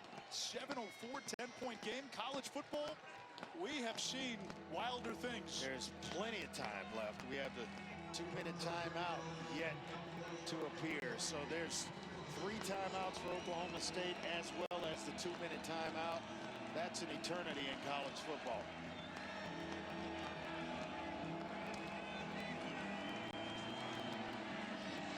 See what Baylor Hayes is able to dial up here on 3rd and 4. Hayes throws incomplete. Threw it behind his target. And it's 4th down, a 3 and out for Tulsa. The thing about it is, we just talked about how do they get back in it. Well, incompletions and stopping the clock will get you back into the ball game as well, save you a lot of time. It's almost best there to just run the football. I know you're trying to pick up the first down, but you want something high percentage rather than what we refer to as a fade stop. Davies with the punt. It takes a Cowboy bounce. Oklahoma State with excellent starting field position. So after Tulsa scored on 4 of its first 5 drives in the opening half, they've now punted 3 straight times. Zane Flores, with his team down by 10 at the controls, 6:49 remaining. This was a young man who at one point was elevated to QB2 last year. Decided to have surgery on his foot, an issue that had bothered him since high school, and it wasn't long after he had the surgery. The starting quarterback, Garrett Rangel, broke his collarbone, and Oklahoma State had to go back to Alan Bowman. Flores may have gotten a chance. On the quick slam, he's got Fitzpatrick across midfield. His offense has just had more juice since halftime as well. Yeah, it does. I loved it in the locker room at halftime for Mike Gundy's halftime speech. On second down, Flores over the middle. Fitzpatrick hauls it in. A clean catch. He may have still been running. Still a first down for the Cowboys. Southfield, Michigan. Very familiar with that area. Using tempo. Shot play. Incomplete. J.D. Drew in coverage. Gotta keep the ball inbounds. I love the call after a couple of completions, especially doing it on first down. Now they may come back here and hand it off to Rodney Fields Jr. in the run game to try to get him to 3rd and a manageable situation here. Especially if they can spread Tulsa out and get 5 in the box. Going to cooperate, going to keep 6 there. Flores to the air. Launches one down the sideline. Incomplete. Lento Smith stuck his arm in there. Sam Jackson was the intended receiver. And they decide to go back to Sam Jackson. Kind of been waiting on that. And it's a blitz by Tulsa. They disguise it well, but that ball should have been caught. Well thrown. Sometimes you just got to make a play for your quarterback. And in my eyes, if you get your hands on it, make the catch. 3 of 12 on third down. Fields motions out. Pressure, floors his hit. Juggled incomplete. Fitzpatrick could not hold on. And it's fourth down. That's that long corner we're talking about. Elijah Green into the short side of the field. He's up a little bit closer this time in press coverage. He gets a nice move. Fitzpatrick throws a nice move to get separation, but you got to finish it. Now you kick a field goal. It makes it a 7-point game if Logan Ward can connect. His range is up to 55. Should not be a problem for Logan Ward. Just inside 50, a 49-yarder.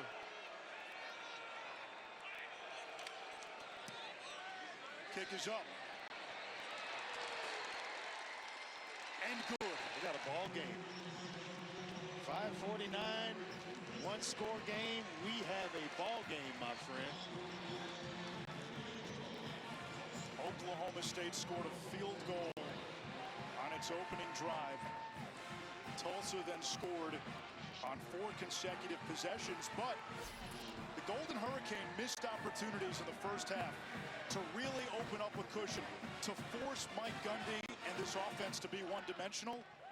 They got field goals instead of touchdowns on a lot of those drives, and that's why it's a 7-point game with 5:49 in the fourth. And a couple of punts as well here in the second half, not allowing for a lot of time to run off the clock. So instead of converting on those fourth down situations, they've been in situations where they've had to punt it away because it's been a difference in the way Oklahoma State's played defense. The tackling better, identifying things a little bit better here in the second half, and getting off the field, forcing the punts we just talked about.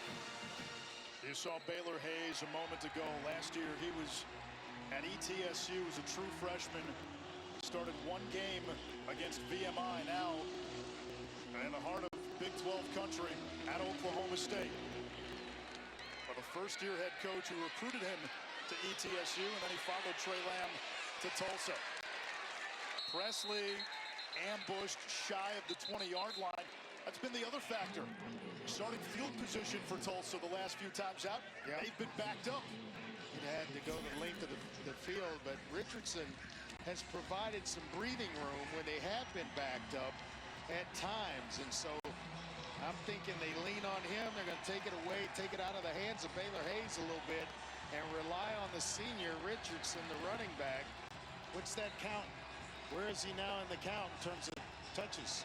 25 carries, 27 total touches. 4th straight drive for Tulsa, starting inside its own 20. And he is a battering ram, getting stronger as the game goes on. Richardson north of 130 yards rushing now. There's a little bit extra on the line for him, having been a Cowboy at one point in his career, but that's the same exact play. He broke right up the middle of the formation. When he put his foot in the ground, that left foot, and got north and south. It's a heck of a run to give your team a little breathing room. Tulsa will take its time.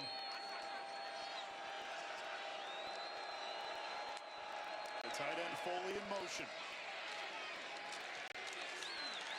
They keep it on the ground and out to about the 31-yard line. Go back to the huddle if you're Richardson. You tell Foley, hey, either block somebody or get out of the way, but don't spectate. That's 27 carries for 138 for SMU TCU. Oh, yeah? That one always has some fireworks, right? Iron Skillet, rivalry game. Game there is directly connected to recruits in the Dallas-Fort Worth area. Especially now that SMU flies under a power conference banner. Hayes has some room to run if he gets the edge. He does. Kelly couldn't catch up to him, and Hayes slides down inbounds shy of midfield. We saw Aiden Kelly limp off the field earlier, just couldn't get far enough to close in on Baylor Hayes. Smart play with a lead. You're going to stay in bounds. And the auctioneer, Aiden Kelly, could not catch him. Shorts and all. At what point, if you're Oklahoma State, do you start thinking about using timeouts? Well, I think it's fastly approaching. You get to about 3 minutes and a new set of downs, I think you start to utilize them. Then you want to save them for the offense with it being a one-score game, but you may be forced to take them if... What about now? You stopped him for 3 yards on first down. I like the timeout here. Timeout, Oklahoma State. Please reset the game clock to 3 minutes and 30 seconds. That's their first timeout of the second half. Man's coached a lot of football and a lot of successful games. He knows exactly, he's been in this position before, and knows exactly what buttons to push and when to push. He told us that. He did not shy away from the questions we asked him earlier this week about the noise and the speculation about his future. He said, listen, I'm still a football coach. I can do this job at a high level. He believes in himself. He made some changes in the offseason. He felt Oklahoma State had to reconfigure and recalibrate its approach. Made the headlines last week when he talked about the disparity in money between Oregon and Oklahoma State. Yes, they were slow to NIL and the transfer portal, but we've seen Mike Gundy do this before. 21 seasons at the helm in Stillwater. It's almost unheard of.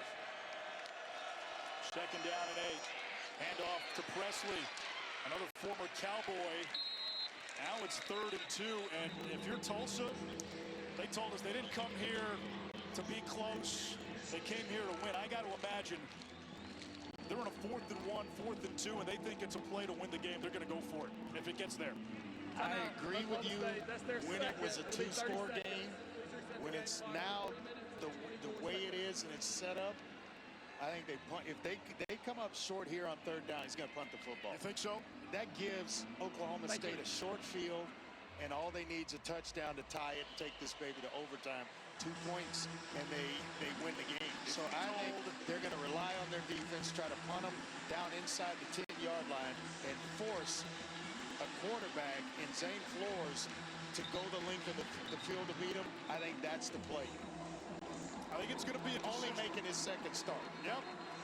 If you're Trey Lamb and somebody told you before the game, hey, it's one play, 4th and 2 with a 7-point lead, middle of the field, 4th quarter with a chance to potentially win the game.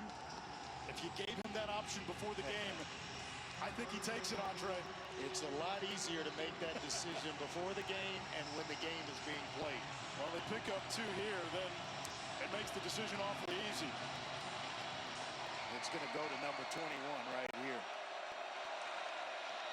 Richardson runs into a palisade of defenders, and he lost a yard.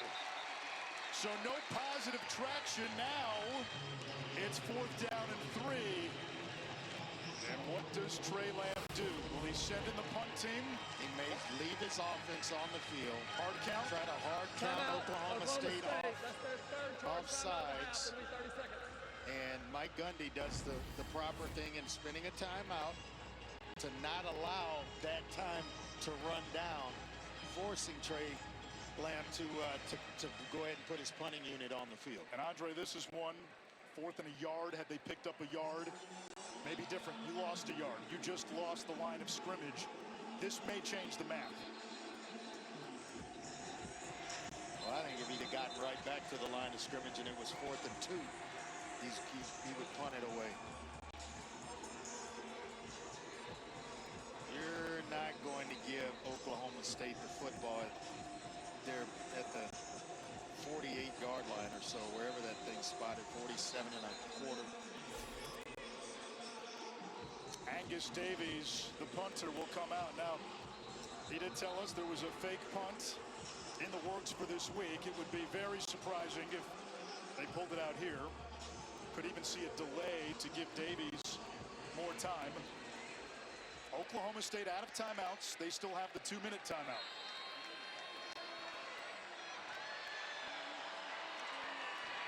There's the punt.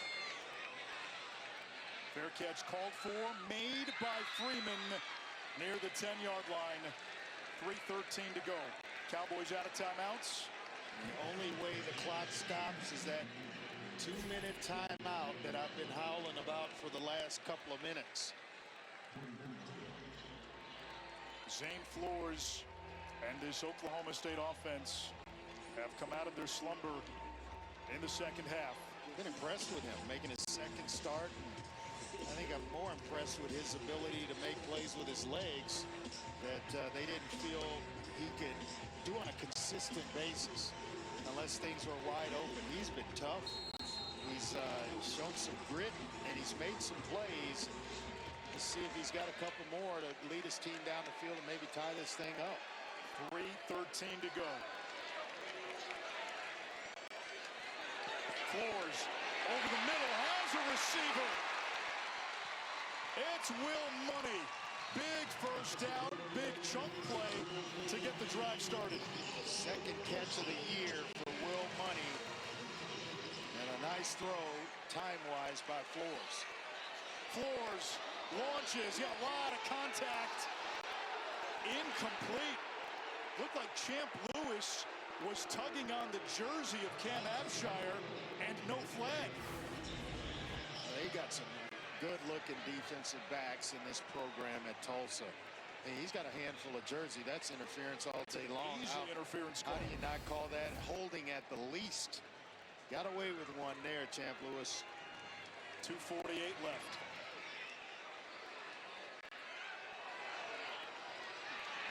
Flores on the move. He'll take off. Escapes out of bounds. And that's the kind of mobility. You don't have to have 4.3 speed and be able to shake guys. It's just you got to be a competent runner and run when it presents itself.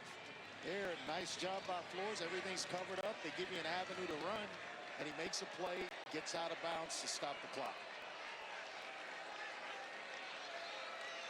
On third down, incomplete for the Stillwater native, Josh Ford. 4th and 5. That's a play that Josh Ford has got to make for his quarterback. Ball's there. It's tight coverage by Zach Williams, who's played a heck of a game in his own right. But you got to make that catch if you're Josh Ford.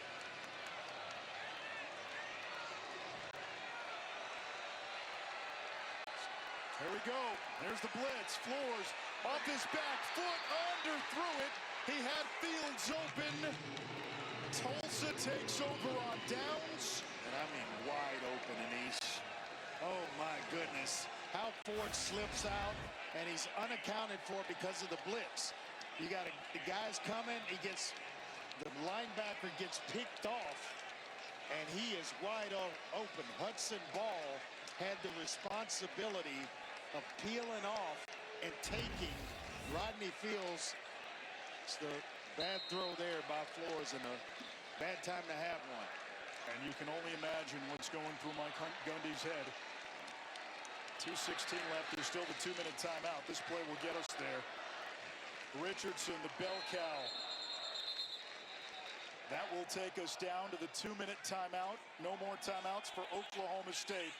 Tulsa on the verge of its first win against the Cowboys since 1998, and their first win in Stillwater since '51. Well, the noise might be growing around Mike Gundy.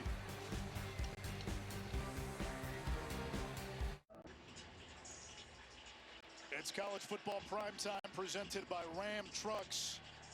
We have crossed the 2-minute timeout. Tulsa has the ball. It's second down, 6 to go. And no timeouts left for Oklahoma State. A first down ends this. Dominic Richardson. Dangerous snap. And Hayes wrestled down at the line of scrimmage. Smart play by Hayes. Hey, third down. You get a bad snap and it's high. You go the timing is gone. So you get what you can get, protect the football, and get down. I am betting everything in my pocket right now, which isn't much, that was a handoff meant for Richardson. And when the timing is thrown off and you've saved the day by reeling in a high snap, now you just get what you can get and protect the football. Lamb right next to the official. Looks like he's watching the clock to use a timeout. And he does with 1 second on the play clock. Timeout. 1:17 Tulsa, left. that's their first. It'll be 30 seconds. WrestlePalooza, our first WWE Premium Live event. And it's happening Saturday. John Cena, Brock Lesnar in the main event. Unlock your access and stream it exclusively. Who you got? On the ESPN app with the ESPN Unlimited plan. I'm going to go with Brock. Same here. Same. Lesnar may pull the upset, but I'm going. His daughter, Brock Lesnar, isn't she an accomplished, I think, discus thrower? Track and field star somewhere? You two know nothing about wrestling. I'm going with Cena. Well, you're right on that one. Yeah, he's just joining the party. That makes it unanimous. We're all going Cena. Might be shot put. Well, here we go. 3rd down and 6. Oklahoma State still hanging on by a thread. They need a stop and then a miracle. A handoff to Richardson. He won't get to the line to gain, but no timeouts for the Cowboys, and they can let this run down to about 30 seconds. Down.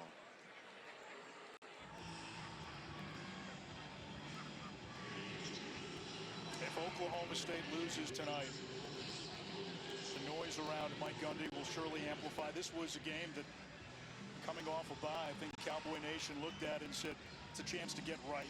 It's a chance to right the ship. And there have been a lot of noise and speculation concerning Mike Gundy's future. He's done so much for this university. But 2-1 feels a whole lot better than 1-2 in conference play. Tulsa. That's right their around second. the corner It'll be with 30 Baylor seconds. next weekend. And it's the optics too, right? Tulsa, a program that's on its 3rd head coach in 4 years. First-year head coach, coming off 3 straight losing seasons.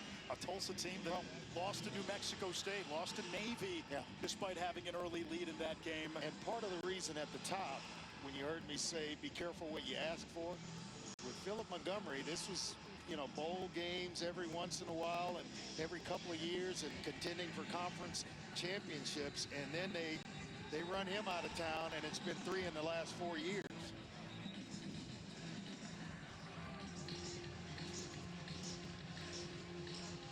Well, that's going to be the conversation piece nationally, certainly locally, in the aftermath of this game, should Oklahoma State fall to 1-2.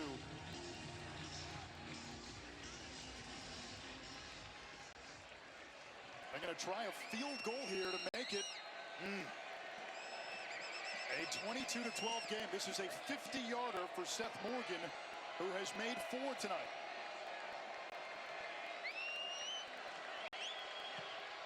Here's the kick.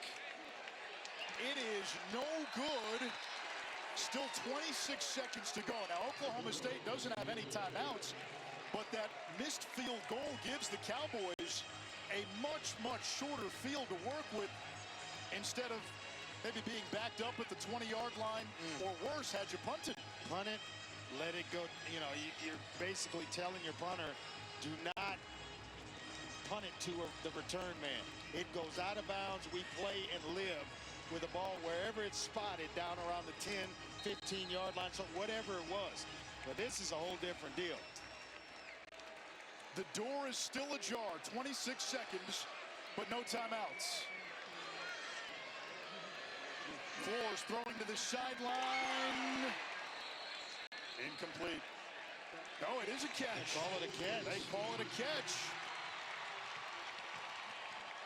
And out of bounds where it's going to stop the clock. Let's see if he indeed is able to get 1 foot down. Yes, sir. One-handed catch. Does he survive it well? Ball looked like it came out. That is a reviewable play, but we get the play off, and now we get the whistle. Yeah, we get the buzz down. And prior to the snap, the replay came in to buzz us to check to see if there was a completed catch on the previous play.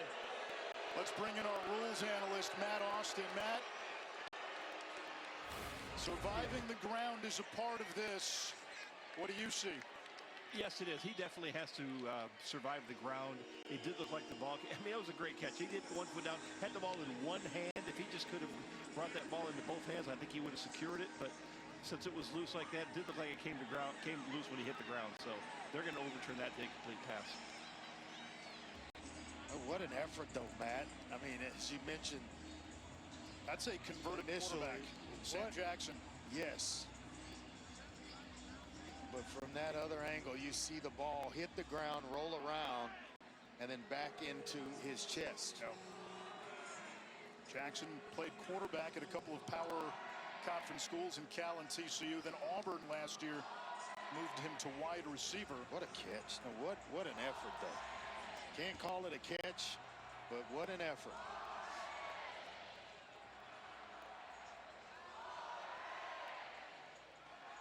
Andre, I know when you played at Houston, you didn't have many close games. What was the back pocket play for situations like this? A little curl, and you're bringing a guy around, maybe a slot receiver, toss him the ball, get as much as you can. We loved running the draw play. When you thought we were going to try to force it down the field, we'd run spoon underneath on the draw play. And I mean, one game he had 11 carries for like 222 on that one play alone. But with no timeouts, it's tough. It's tough. And then you've got to veer to get out of bounds to make sure you've got some time in which to work, unless you got clear path to the end zone. And again, part of the challenge for Oklahoma State this season, team identity, right? The offensive line, they didn't have Markel Samuel, their left tackle again today. They had to reshuffle the offensive line from week 1 to week 2. They're still looking for that alpha to emerge in the receiving room. I think they found their guy in the backfield today, though, Rodney Fields. Yeah, he had a superb game, ran tough and hard. I think they're looking to see if the hand of the Tulsa defender didn't kind of keep that ball from touching. Matt, they're looking at this awfully long for a play that you said you thought would be an easy overturn.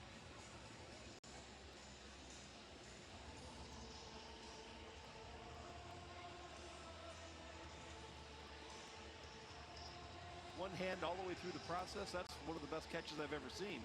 But unless the replay official can see the ball separate from the hand, clear and obviously, then he's going to have to uphold this call. The ball can touch the ground, it just can't come loose. You cannot use the ground essentially as a third hand. That's correct. And can you really tell that he didn't?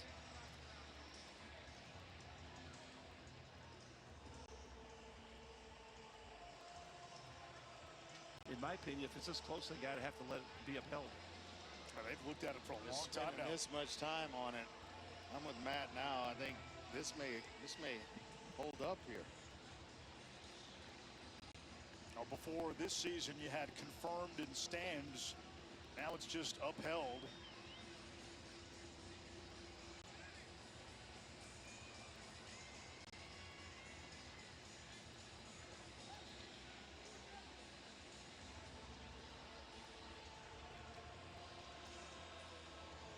If it remains a catch, whether a catch or not, it's one heck of an effort. Well, if it remains a catch, you got the ball at the 43-yard line. Yeah.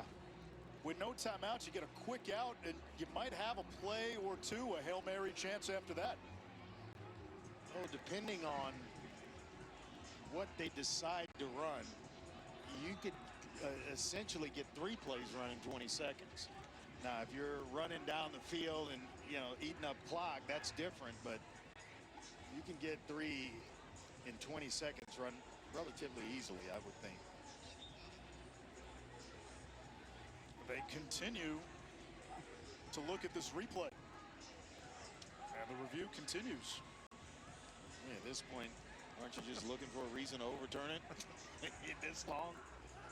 Matt, if you haven't found anything at this point, call is upheld, isn't it? Well, that's exactly right. We've gone almost 5 minutes. You're supposed to limit replays to 2 minutes. If you don't know by now, you got to let the call be let it be After upheld. review, the ruling on the field is upheld. It's a catch. It'll be first down. There you go.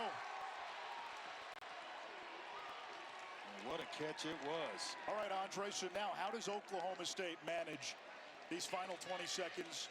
Ball on the 43, no timeouts. Well, with no timeouts, that makes it tough. But you've got to try to spin it to the edges. You got a quick out situation here with a slot in the at the bottom of the screen. They don't choose to go there. Go over the middle. Fields has to get the first down. He does inside the 45. Now you got to get set. Momentarily stops the clock. And don't move players. There you go. And now the spike. With 11 seconds left. So you're going to get at least 2 more plays run before this thing's over. Tulsa has got to make sure that they're tackling and tackling well, because somebody comes out of a tackle and gets loose, then you may have a problem on your hands. But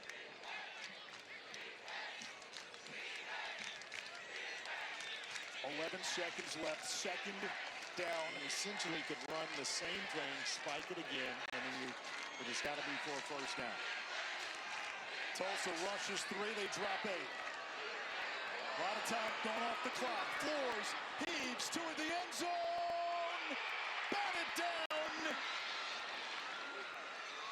And there's still 2 seconds remaining on the clock. 1 more play for Oklahoma State. Yeah, Linto Smith, instead of trying to just knock it down, bat the ball down, he tries to intercept this baby. And it stayed in play a little bit longer than the Tulsa coaches may have wanted it to. He almost put it right in the hands of Terrell Davis. When he tried to intercept it, Davis is coming, but just didn't see the football. So we're going to have at least 1 more Hail Mary attempt here. Tulsa, that's their third. It'll be 30 seconds. Tulsa wants to regroup. They added a second back. 3 seconds. So if it feels like Oklahoma State needed a few Hail Marys after what's happened over the last year and the beginning of this season, this might be a fitting end. They need a Hail Mary. 3 seconds remain in the 4th quarter.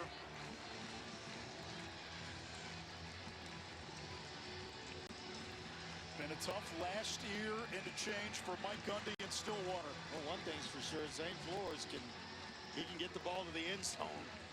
His arm's strong enough to do that, so it gives you a chance, and that's all you're looking for.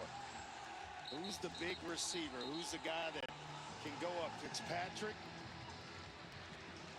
He's 6'4". That's the guy maybe targeting to try to force it to.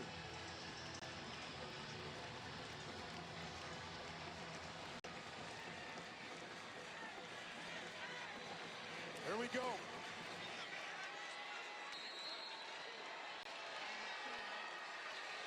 One last chance. Oklahoma State. They bring pressure.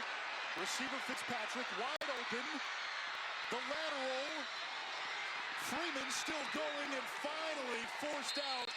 Tulsa comes to Stillwater and gets its first win in this place since 1951. They snap a 10-game losing streak to Oklahoma State. First win against the Cowboys overall since 1998. Trey Lamb, in his first season as Tulsa head coach, gets a big program win. And for Mike Gundy and Oklahoma State, I think we know what kind of noise might be coming over the next 24, 48 hours. Let's go down to Paul. Coach, your defense made some huge stops one after another. What defined that unit tonight? Yeah, we wanted to make that quarterback beat us. We wanted to stop the run. We did just an okay job of that, but unbelievable performance by our defense in the second half. Offense, we kept sputtering there, kept responding 1 play at a time, and had a nice night. Dominic Richardson, 31 carries, 146 yards. How would you describe his performance? Well, they told him he wasn't good enough to play here, so he had a chip on his shoulder all week. Transferred from here, came to us, and the guy's a dog. He's our best player, and we gave him the ball tonight. 1951 was the last time Tulsa beat Oklahoma State in Stillwater. This week, you believed your team could win here. Why? Yeah, we got a good group, man. We got a lot of fight. They've worked hard in the weight room. We're tired of being little brother, man. Tulsa football's back. We're not going to be on the third page of the paper anymore. That was a statement win for us. Thank you, Coach. Yeah, appreciate you guys. Rain King. Trey Lamb talked to us about new Tulsa. He said, we want to bring new juice. We want to bring a new vibe. Yeah, Oklahoma State's feeling it, and they're down. Tulsa, the boys from 70 miles up the turnpike landed a haymaker in Stillwater tonight. Time for SportsCenter now. David Lloyd and Ryan Smith.